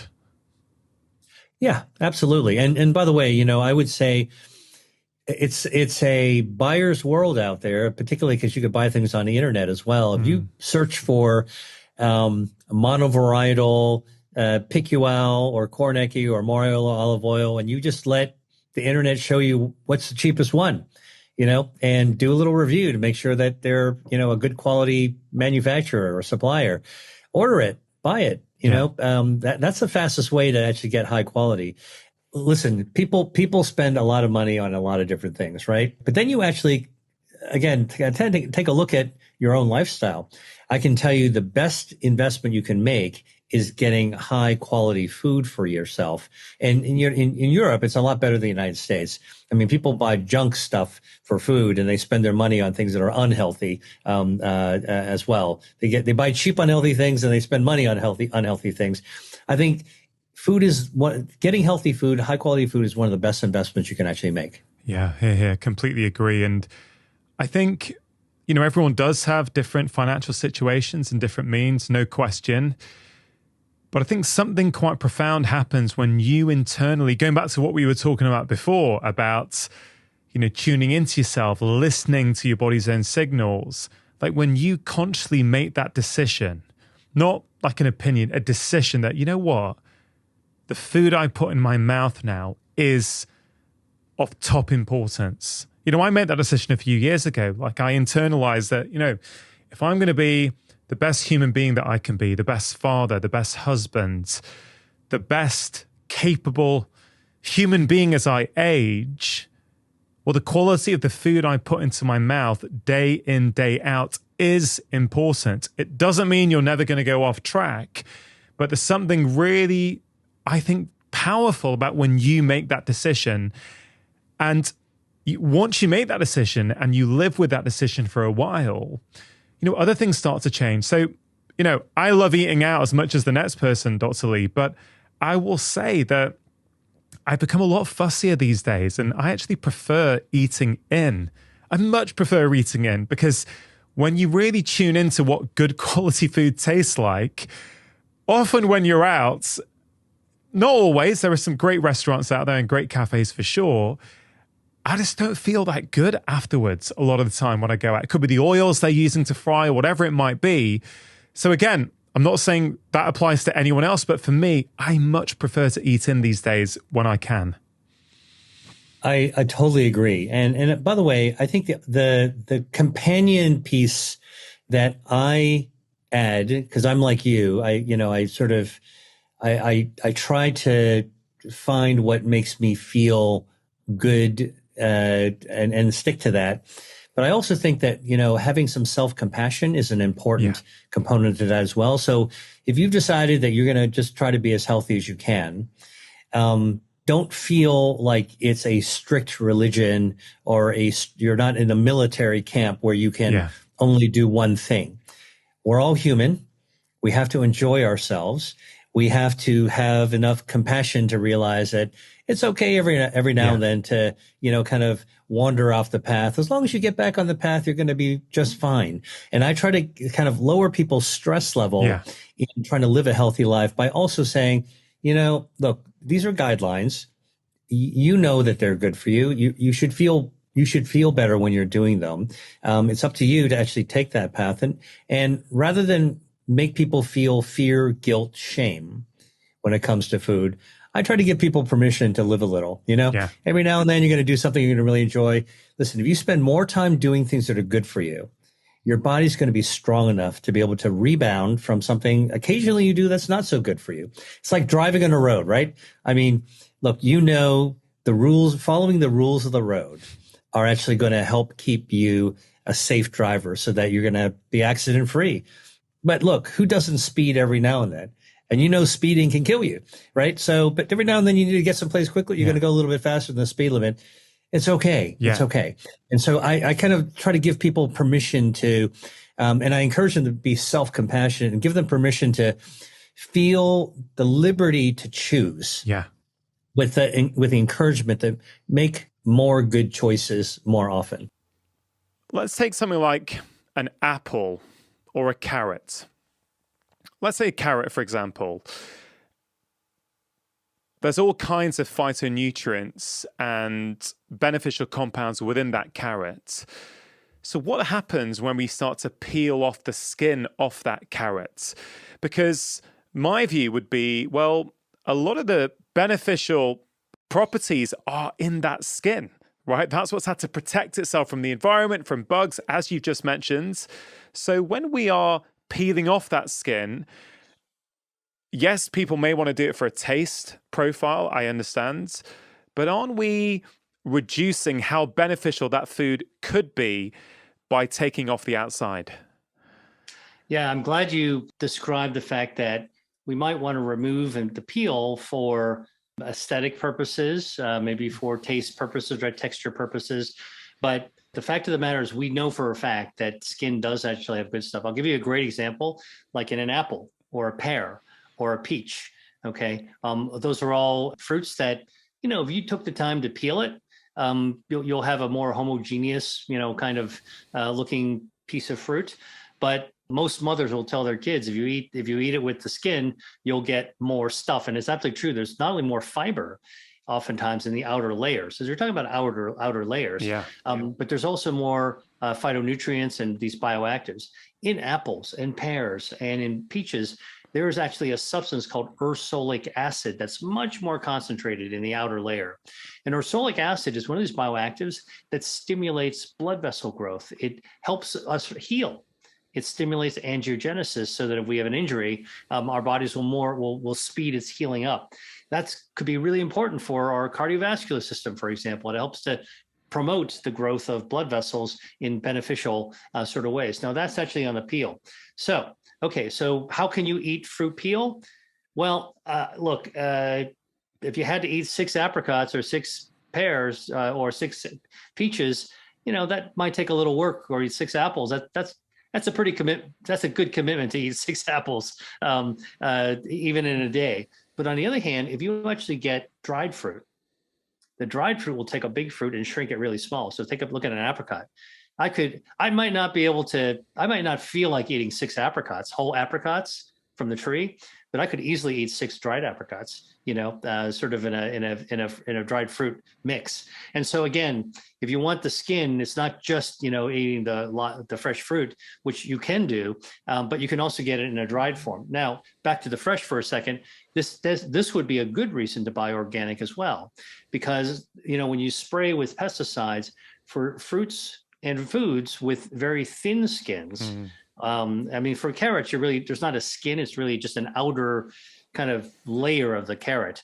The fact of the matter is that if there's pesticides in that area, it's very hard to scrub them off. I learned, by the way, from a food safety expert at the U.S. Department of Agriculture who teaches food safety, even for a regular piece of produce, to wash all the potential pathogens, bacteria, listeria, all these other things that could happen, it's recommended that you actually rinse, whether it's organic or not, you rinse it under cold running water for 60 seconds. I did not realize that. Wow. That's been shown. And by the way, another thing I didn't realize is that even like an onion, you're supposed to rinse off before you actually cut it. Now, I had previously never really washed my onions. I just figured if I peel off the skin, what's underneath there is pretty clean. But then I was told, no, you should see the research. You really want to be able to wash that onion 60 seconds in cold running water. Wow. Is what you want to do. So again, back to the fruit skin, great reason to buy, good to have, good to eat, nutritious, more phytonutrients, phytochemicals. A good reason to get organic is because it's harder to wash the pesticides off of it. And dried versions of fruits are also ways of actually getting the skin as well. And that's the other reason to get, if you get dried fruit, get dried organic fruit. Yeah. Super interesting. I'm conscious of time. There's so much I want to talk to you about. Let's go here. Autoimmune disease is on the rise massively across the world, frankly. And I'd love to hear a little bit from you about the relationship between food and the development of autoimmune disease. And I want to just add there, before you respond, that, I've been practicing now as a medical doctor for almost 21 years. And, maybe 10 years ago, as I started to really get tuned into how you might start to use food as a therapeutic tool with your patients, I've noticed that when certain patients with certain autoimmune diseases, like I can remember one clearly, this lady with hypothyroidism, she was on levothyroxine, but she still didn't feel very good at all. When I changed her diet, I helped her change to a completely whole food diet from like a standard Western diet that she was at that time consuming. Her symptoms went right down. We could halve the dose of levothyroxine, I think within a few months. It was really incredible. So maybe speak to that if you can a little bit about the relationship and potentially why that could have worked with that patient. Yeah, I mean, so I've noticed this as well, over the decades of my clinical practice, that autoimmune diseases, which, by the way, let's just make sure our audience, the listeners actually appreciate this. It's not one disease. It is dozens, scores of actually different types of diseases that all share kind of a common denominator, that the autoimmune part of it is that somehow, for some reason, the immune system is triggered in ways that actually the immune response causes harm to your body itself. It's sort of the body attacking the body, or the body responding, the immune system responding in ways that causes incredible distress at the organ level, right? And so it could be lupus, it could be rheumatoid arthritis, it could be psoriasis, it could be Hashimoto's, it could be celiac. Those are some of the more common ones that people actually talk about. But in fact, there's probably a lot of autoimmune diseases that we don't even recognize yet. And a new one, by the way, which is coming down the pike, which we believe long COVID, which many, many people do have already. And I think we're going to see a whole other emergence of long COVID as a significant medical problem in the coming decade. That also seems to be autoimmune as well, where the body's immune system has overreacted or is overreacting to attack ourselves, our healthy selves. Okay, so if we're talking about a panoply of different diseases that share this common denominator, what's the role of food? Well, one thing that actually we do know, as celiac's a great example of this, gluten enteropathy, is that some foods, in the case of celiac, it's gluten, which is in wheat and whole grains, for reasons that we don't fully understand. The body sees that and just has a bad reaction. It's kind of like that, the family member that, the black sheep in a family that comes over for your family holiday gathering, and like you just don't have a good reaction to them. We all have one or two of those people in our families, and that's how your immune system kind of reacts to something in food that it just doesn't like, and it gets pissed off. And when it gets angry, it actually starts to have this reaction that makes the entire body unpleasant, just like that visitor to your home that you just don't react well to, like you want to stay in a different room. Well, that reaction is what autoimmune diseases are. And that's why when you talk about, the levothyroxine, just so your listeners know, like that's actually trying to replace something that is damaged because of this reaction. You want to actually see if we can undo the damage a bit, right? And autoimmune diseases often treated with steroids. What do steroids do? They turn down the volume of the immune system. Hey, this rock music is too loud. Let's turn it. The house music's too loud. Let's turn it down a little bit. Okay, so that's what steroids do. It turns out that if you go back to look at what might be some of the root causes, increasingly we're wondering if some of these chemical additives in ultra-processed foods are actually triggering immune responses that are unintended. These are unintended consequences. And so there's a theory that in people who say that they've got gluten or celiac disease, they don't actually have full-blown celiac disease, but they're reactive, allergic, they're reactive to something that's in packaged food that also has gluten in it. And so you're sort of there are things that in these chemical laced foods that we may not fully appreciate yet. Now it goes back to what your observation with your patient is. So what happens when we take people, and there's many people who spend most of their lives eating things out of a box, right? Out of convenience. It comes from a factory, sits on the shelf for months or years, and you change it to a whole plant-based diet, mostly plant-based, or a whole foods diet. Okay, now you're talking about not shopping in the middle aisle of the store, and I have nothing against the middle aisle. There's good treasures in there, but you're spending time in the produce, or if you live in a village, you're going to the village market and going first to the fruit and vegetable and herb stand, and you're buying all the stuff, and now you're getting fresh foods that have all these phytonutrients. You're having to take the time to prepare them in tasty ways. You're staying away from that boxed, canned, chemically preserved foods. You're allowing your immune system to calm, and you're allowing the phytonutrients to also lower inflammation. And we're getting back to a more natural state. Like that's how I explain the kind of broad observations that you actually had, is probably unburdening the body, pissing it off less, and allowing the body to actually get back to a more natural state that's where it's capable of being less inflamed. Allow the health defenses to reassert themselves. Yeah, I love that explanation. And moving to a whole food diet, no matter who you are, no matter what your current state of health, there's very little side effects, or negative side effects, I should say. There's many effects, mostly beneficial effects, very, very few negative side effects of doing that. One thing I must ask, Dr. Lee, before we end this conversation is, in our first chat, you mentioned many foods which have super helpful properties. Two that come to mind are kiwi fruit. You mentioned how they can actually help repair DNA, which is remarkable. The amount of people who stop me in the streets since then to say, Dr. Chatterjee, since that conversation, I've been buying kiwi. I've heard it over and over again. So that's credit to you, Dr. Lee. But also tomatoes, you mentioned. I know we covered lycopene in this conversation as well. But many people contacted me, including some family members, to say, listen, I don't tolerate kiwis. Like, I get a really bad reaction when I have them. I don't tolerate tomatoes. I get a really bad reaction when I have them. And of course, this is individual because not everyone has intolerances or reactions to certain foods. But for people who've heard your great advice and wanted to bring those in, but thought, well, I can't have that, how would you respond to them? Like, what would you say to them to give them some sort of hope?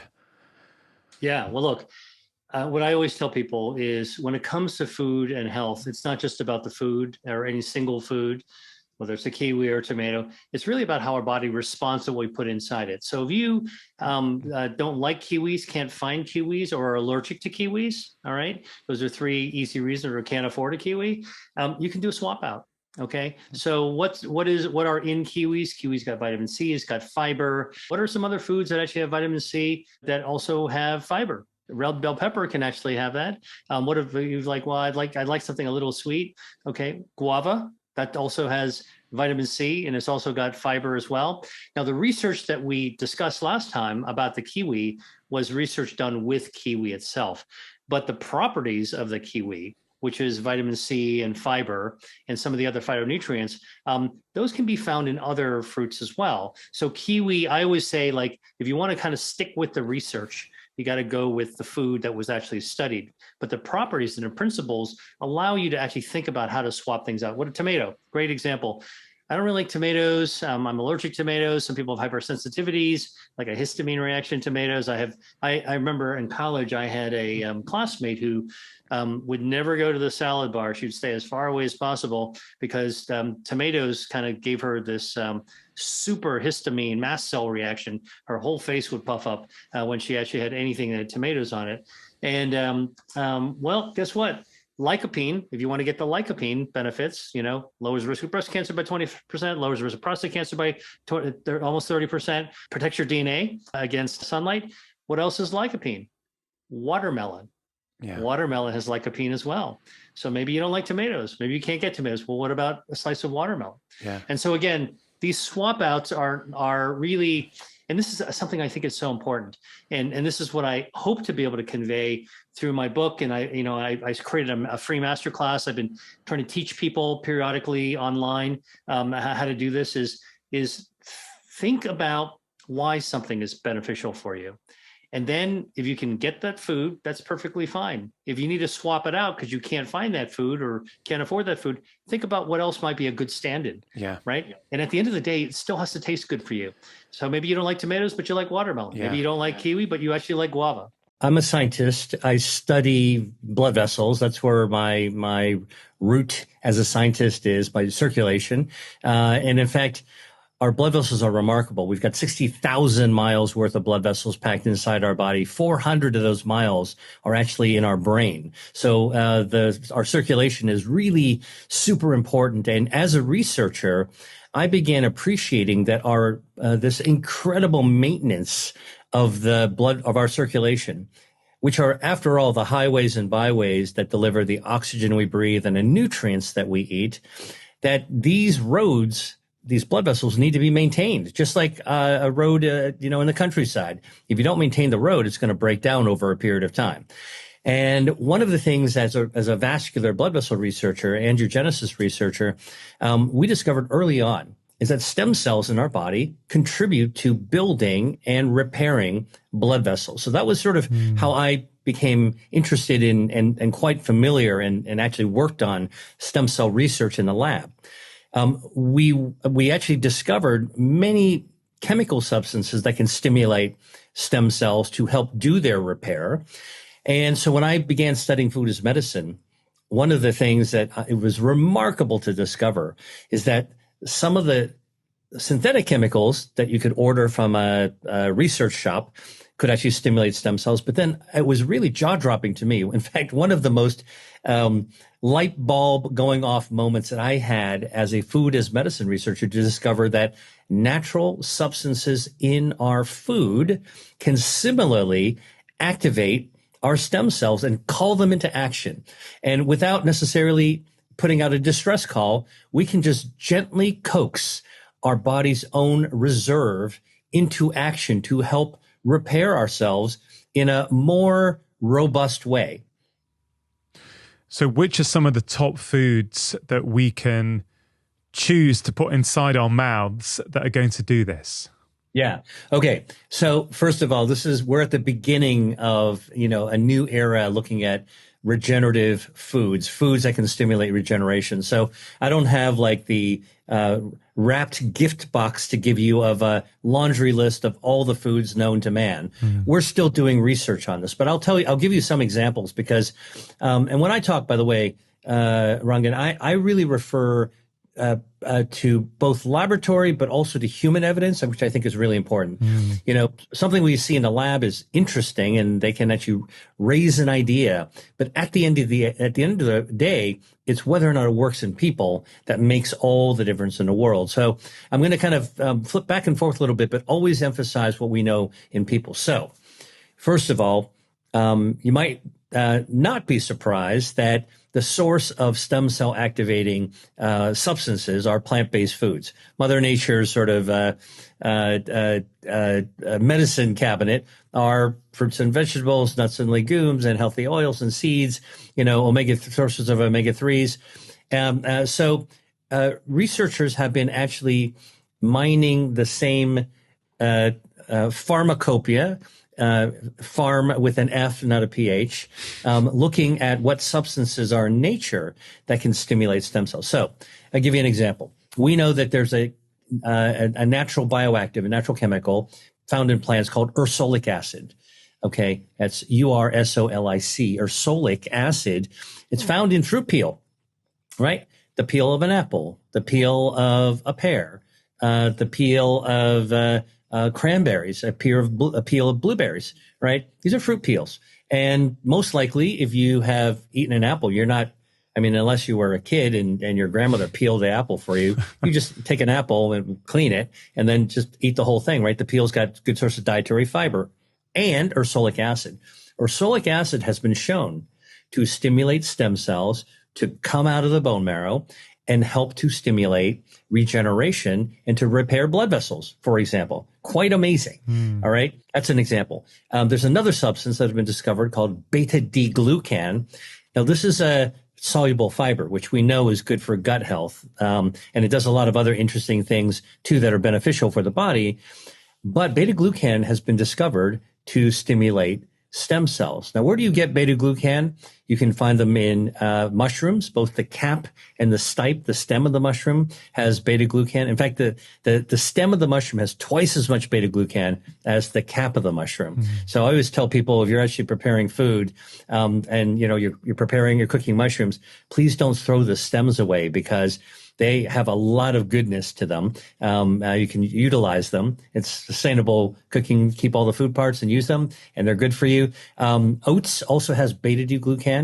If you're actually having steel cut oats for breakfast, for example, is another source of beta-glucan. And barley. Now, barley has actually been studied with beta-glucan to look at stimulating the stem cells that can regenerate your circulation, that can help to repair and grow new blood vessels where they're needed. And this is exactly in my wheelhouse to study circulation. So we took this even further to look at the role of other foods that can stimulate stem cells. And one of them is dark chocolate. Dark chocolate has a very particular benefit because, first of all, chocolate is a confection. It's a candy. It's made, it's crafted to be sweet and delicious. And most people like dark chocolate, but it contains a plant-based food ingredient, and that's cacao. Cacao comes from a tropical tree where the seed pod of the cacao is shaped like an American football. It can be bright yellow. It could be brown. If you pick one up, it's kind of heavy. You shake it and you can feel the heavy chestnut-like seeds shaking around. And those seeds are the ones that are dried, fermented, ground into a powder, and used by percent to actually make chocolate. So if you have a 50% cacao chocolate, it's got half of the cacao. If you've got 80%, it's got a lot more, 90%, et cetera.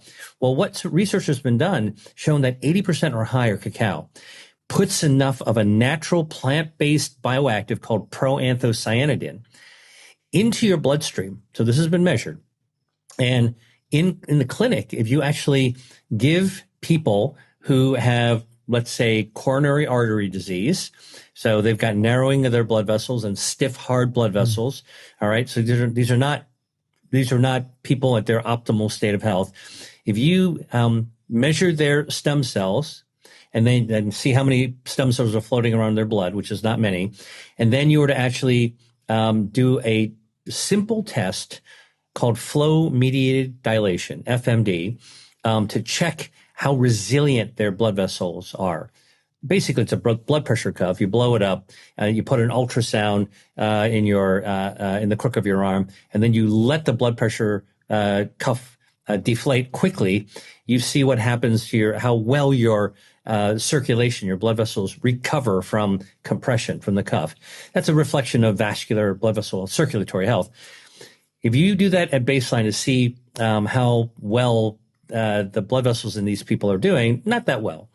Then researchers have given them 2 cups of dark chocolate in the form of hot chocolate. That's it, 2 cups to have a day for 30 days. And at the end of 30 days, you take out your blood and measure the stem cells again, and then do that flow-mediated dilation resiliency test again of the blood vessels to see, have they changed? This is what's amazing has been found, that dark chocolate, the proanthocyanidins, not only got into the bloodstream, but they doubled the number of stem cells circulating in your blood vessels, and they doubled the resiliency, improved by twofold the resiliency of your blood vessels just over the course of a month with as little as 2 cups of hot chocolate that's dark. Wow. That's a really interesting point, what you said there at the end there. The quality matters, doesn't it? Because you could get, I guess, a hot chocolate powder from the supermarket, which was full of additives and full of sugar and has a very low concentration of cacao. Or you could get a completely different one, which is, a lot of, minimal ingredients, high levels of cacao, as you say, 80% plus. That's the nuance, I think, sometimes that we're missing, aren't we, when we talk about food? Hot chocolate is not just hot chocolate. It depends on the quality, right?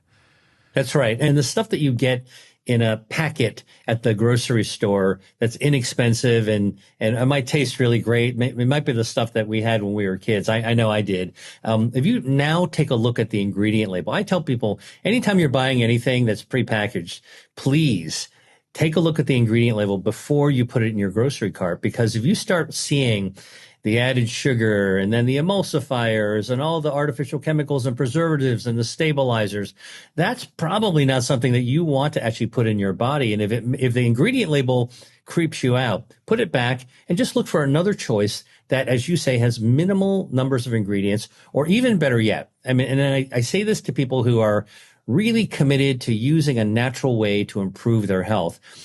Put it together yourself. I mean, you can even make it without dairy, which is really interesting, without any type of milk product at all. You can make yourself a really tasty, super dark chocolate. And in fact, a lot of people don't know this, but the history of cacao and chocolate goes all the way back to the Aztec civilization, where at some point they actually considered chocolate was used as currency. It was so valuable. And at a certain point of time, it was used for its medicinal and ceremonial value. And so this is why, like we go, you're taking a trip at an airport and you're passing by the newsstand, and, it's so tempting to buy a bottle of water and get a chocolate. The healthful chocolate we're talking about is really paying attention to the details of the quality of what you're actually going to put into your body, because that's going to influence how your body responds to it. Yeah, it's really fascinating. I was reflecting with a friend over the summer on how certain things, let's say cacao, let's even say alcohol as well, were often used in traditional cultures in very different ways to the way we consume them today, or they're often consumed today. It was ritualistic, ceremonial. Cacao probably, from what I understand, wasn't used daily. It was now and again for celebration, for ritual. And I think the same thing also, from what I understand, with alcohol. Yet we love to take those things and then shove them in every day now. And I feel that we do that with lots of things. We change the way we consume them compared to how we have done so traditionally. Absolutely. Because if you think about the way that we approach the foods around us today, so often it's really food is treated as a commodity. We have this consumer mentality where we just go out to look for the cheapest, most convenient, most tasty thing, so influenced by advertising. And we've gotten further and further away from what I think is absolutely central to our humanity when it comes to food, which is to have some appreciation of our food, to really savor our food, respect our food. And frankly, if you take a look at some of the broader planetary concerns in terms of how we grow our food, how we treat the land that our food's grown on, how we farm our food, all of those implications of the degradation of the food system comes from the fact that, we don't respect it so much anymore. And so we're just stripping away the land. We're getting the cheapest food possible, the fastest possible. We're packaging it into things that are not very costly, put colors on them, cheap things to attract, sort of like the clickbait idea of nutrition and our food. I think it takes us further away from our humanity. And I'm bringing that up because, as you're talking about tradition and ritual and ceremonial, I think one of the things that we're beginning to perhaps appreciate as things are becoming so distressed around the world is that, there is really great value and calming value to be able to be more appreciative to the things that we do have, and to respect when it comes to food, to really start thinking of our food in a different way, including where it comes from and how it's handled, and then ultimately how we're preparing it and putting it into our body. It is a continuum that pays off when it comes to our health. Yeah, for sure. Thank you for sharing that. Now, Dr. Lee, so far, the foods we've mentioned in relation to stem cells, I think, are uracilic acid, which you can get in fruit peels. You mentioned beta-D-glucan, which you can get in mushrooms and oats and barley. You've also mentioned about cacao and dark chocolate and how beneficial that can be. One thing I've always noticed with your approach, you make food something that I think excites people. You talk about all these different foods and all these different pathways and how we can, be active participants in our health by choosing foods that are going to activate all these incredible pathways. How do you square that alongside the fact that many people these days eat an excess of calories? If someone hears what you're saying and they're already eating an excess of calories and they start adding in dark chocolates, hot chocolates, oats, barley, right? How do you help people tease through that? Because obviously a calorie excess is problematic for health, even if you are adding in some of these powerful foods. Yeah, no, I mean, this is a great topic of discussion. I'm very passionate about this idea of not overeating, not over consuming. Okay, because we're talking about how we have gotten further and further away from traditions and rituals and mindfulness. Look, overconsumption is a relatively recent phenomenon. I say within the last 70, 80 years, within the last 100 years for sure, of modern society, because if you go further back than that, most people were still scrabbling around to actually get enough food. They were hungry most of the time. All right. It's only really in our modern day and age and, sort of post World War II where, relative prosperity, especially in modern countries, developed countries, actually allowed us to essentially overconsume food on a regular basis. And so I want to talk about metabolism for a moment because this is actually where this squares away with healthy eating and overeating.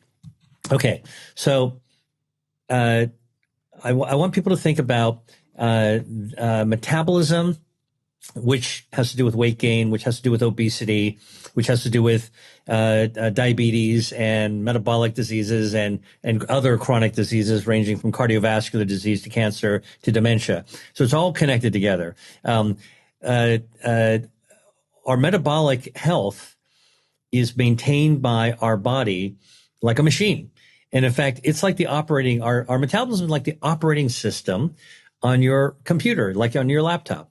And, there's all these myths about metabolism. And one of the myths is that our metabolism is just the roll of the dice. We get it from our parents. We're born with whatever metabolism we're born with.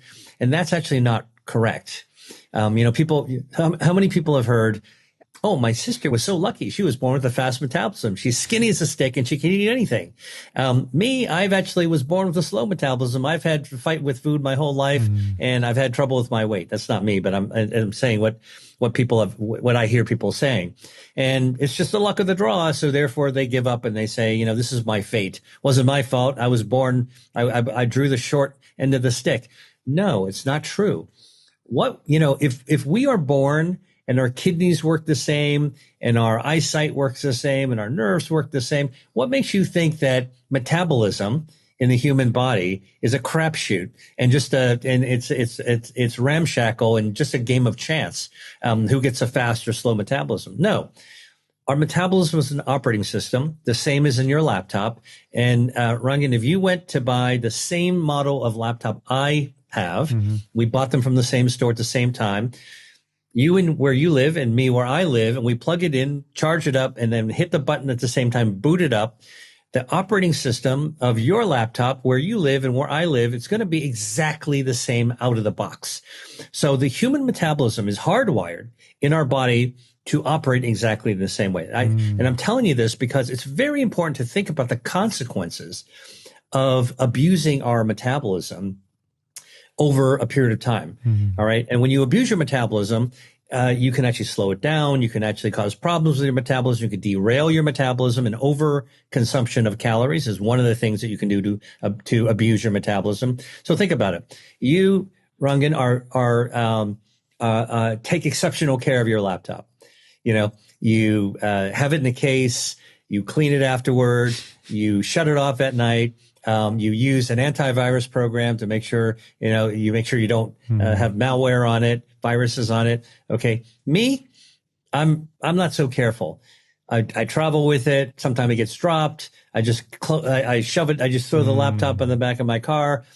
Oops, I spill coffee on it every now and then, water, I mop it up, and I never turn it off. And I'm downloading stuff all the time off the internet. Okay. Now, what do you think is going to happen to that same operating system in your laptop versus my laptop?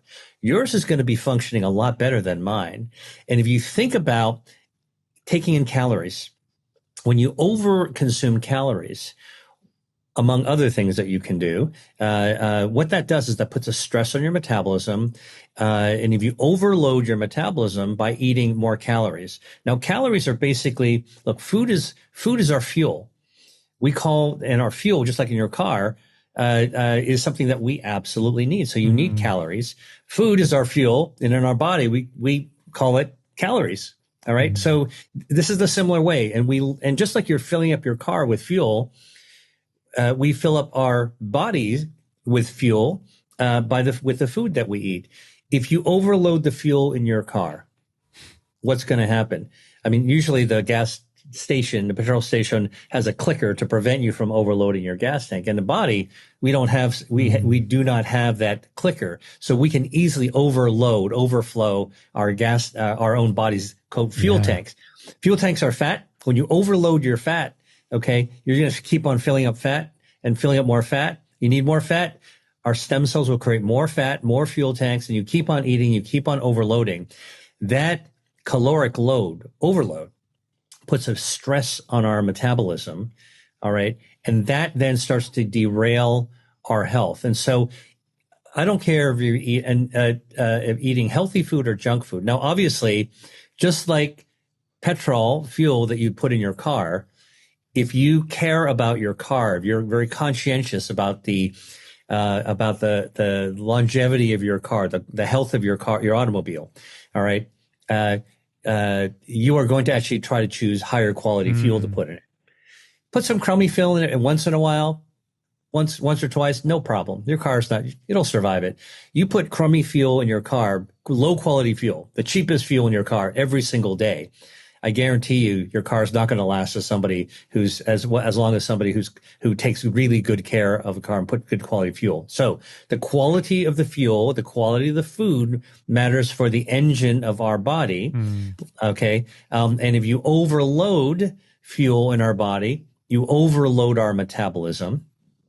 And it doesn't matter whether you actually have good quality fuel or bad quality fuel. Overloading is not good. But whatever fuel you have, you would prefer to have good quality fuel. So this is go back to your point of overconsumption. I always tell people, who are struggling with, okay, there's so much information out there, Dr. Lee, how do I get started?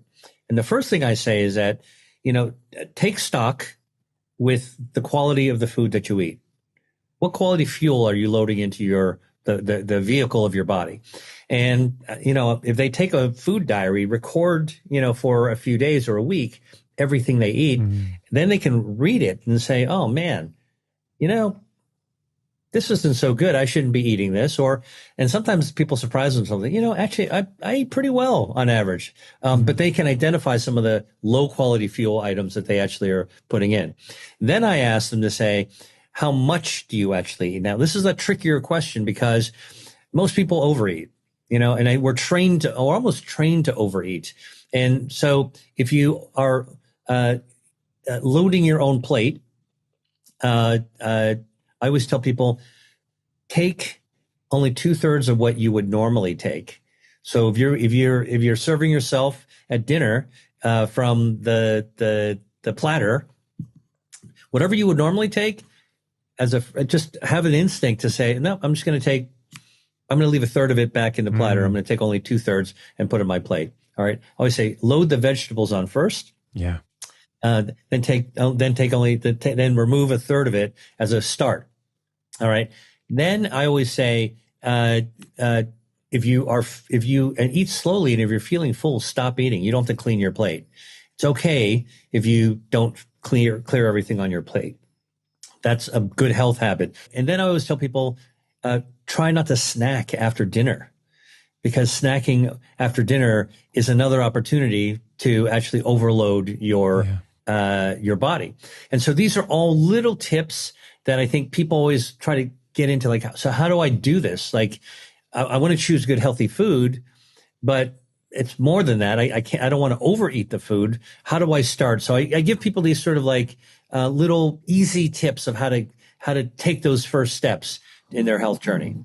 Yeah, I really appreciate that. It's really, really useful, because you mentioned quite a few things there that are worthy of conversation, I think. One was about the wealth of information that now exists for people, the overload of information, even good quality information. It's a bit like the overload of good quality healthy food. If you are, overeating lots of healthy foods, and that analogy with the car is a really nice one, because as you say, you can't really overload your car fuel tank because there is a stopper. It just won't allow you to do it. But just imagine that wasn't there.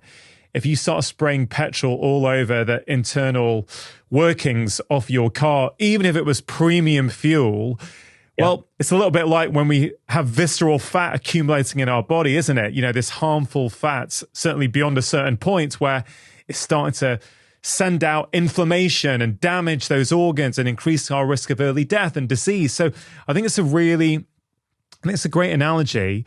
I want to talk about this era of information overload, because I think people can consume all kinds of information now. They can read books, they can watch your YouTube channel or my YouTube channel, and they can get all this information. Yeah, I still think with all this information, so many people are confused, and they go, well, yeah, Dr. Lee, you're saying this, someone else is saying this, someone else I followed online is saying this. And my feeling, and I'd love to know your perspective on this, is that yes, we want to listen to experts, we want to get their advice and hear about the science and the research, but then we also have to then go inwards and go, okay, which bit of this advice works for us? I heard Dr. Lee say this. I heard Dr. Chatterjee say this. I heard Dr. whoever else say this. But actually, you know what? When I eat like that, that's when I feel good. And I feel we're missing that these days. We've outsourced our inner expertise about our own bodies far too much to external experts. And I think that is a massive problem these days that we're not talking about enough. Yeah, no, our own health is incredibly personal. What makes me feel good when I make a food decision, or I sit down to make a meal, or even how I prepare a meal, for example, or if I sit at a restaurant, where I naturally kind of gravitate in terms of ordering food, that's very personal to me. And how I feel about how I eat and how much I eat and when I eat, these are all very important factors for health. But how it works for me is going to be different than how it works for you, for example, or anybody who's listening. So knowing thyself, like self-knowledge, is true knowledge. Every individual needs to reckon and recognize their own self-knowledge, of self-knowledge, self-limitation, in order to be able to actually advance. And you're right. We spend so much time externally consuming information and not enough time contemplating what makes us tick. How are we actually doing it? There are taking a walk can be a solo activity that allows you to exercise and be in motion. But if you do it by yourself, I mean, some people like to walk with others, but if you do it by yourself, it's an opportunity to actually calm your mind from other people and think about yourself. Yeah. If you meditate, it's another way to actually and practice breathing exercise. It's another way to actually center yourself. And I think that, one of the things, even though we talk about healthy foods and we talk about exercise, we give a lot of recommendations, right? And I want to talk about the information overload sources in just one second. But, we give a lot of advice, recommendations, because part of our mission, your mission and mine, is to get useful information out to people. But, that's still an external thing to somebody listening to us. What's really important, equally important, is that anybody who wants to pursue better health, take the time to really get to know how they feel when they're healthy and how they feel when they're not feeling so healthy, and how individual moves make them feel, to find out what their own path is. Everyone's got their own path. And by the way, I would say this again, I mentioned it briefly, personalized medicine is where all medicine is going. Yeah. So I don't care if you're in oncology and cancer, treating cancer, cardiology, treating, blockages of your blood vessels in your heart. The bottom line is that we're all realizing one size doesn't fit all. Yeah. All right. And every individual is going to be different and respond differently to the same treatment that we might. Listen, medicine, when you were training and I was training, I'm sure we had some very, very common patterns and themes. One of the themes is that you take an antibiotic, you say, get right the same dose, and you treat for the same number of days, and you're done. It's like a cookbook that's just supposed to work the same way for everyone. And it's just not so.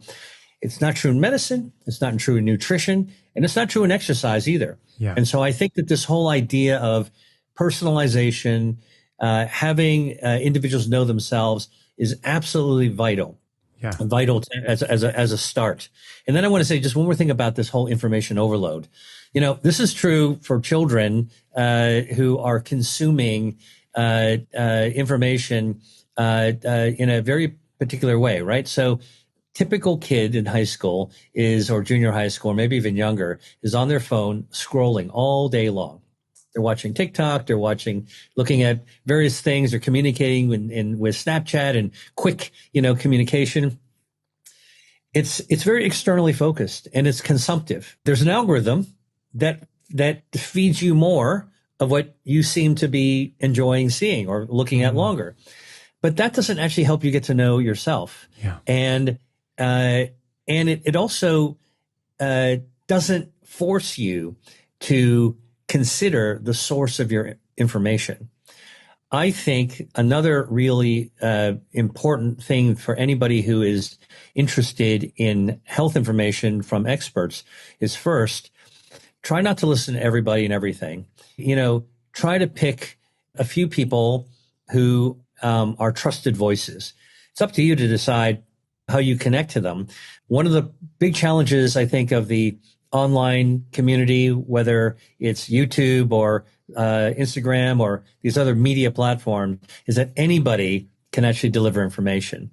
And I think that one of the things that I believe is that people who are trained in health and who do research and who are very careful in their communication and what they're actually projecting, because words matter. Yeah. I think that that's really important from a source perspective, so you can actually narrow yourself down. Pick 2 or 3 people that you feel you resonate with, you like their voice, but do check into their backgrounds to see if you think that person should be a trusted resource. Yeah. So you're not getting wild ideas that may not actually be correct. If you enjoyed that conversation about the foods to stop eating, I think you are really going to enjoy this one that's all about inflammation. Chronic, inappropriate inflammation is at the root of a lot of our cancer, coronary artery disease, obesity, type 2 diabetes, hypertension, and so forth.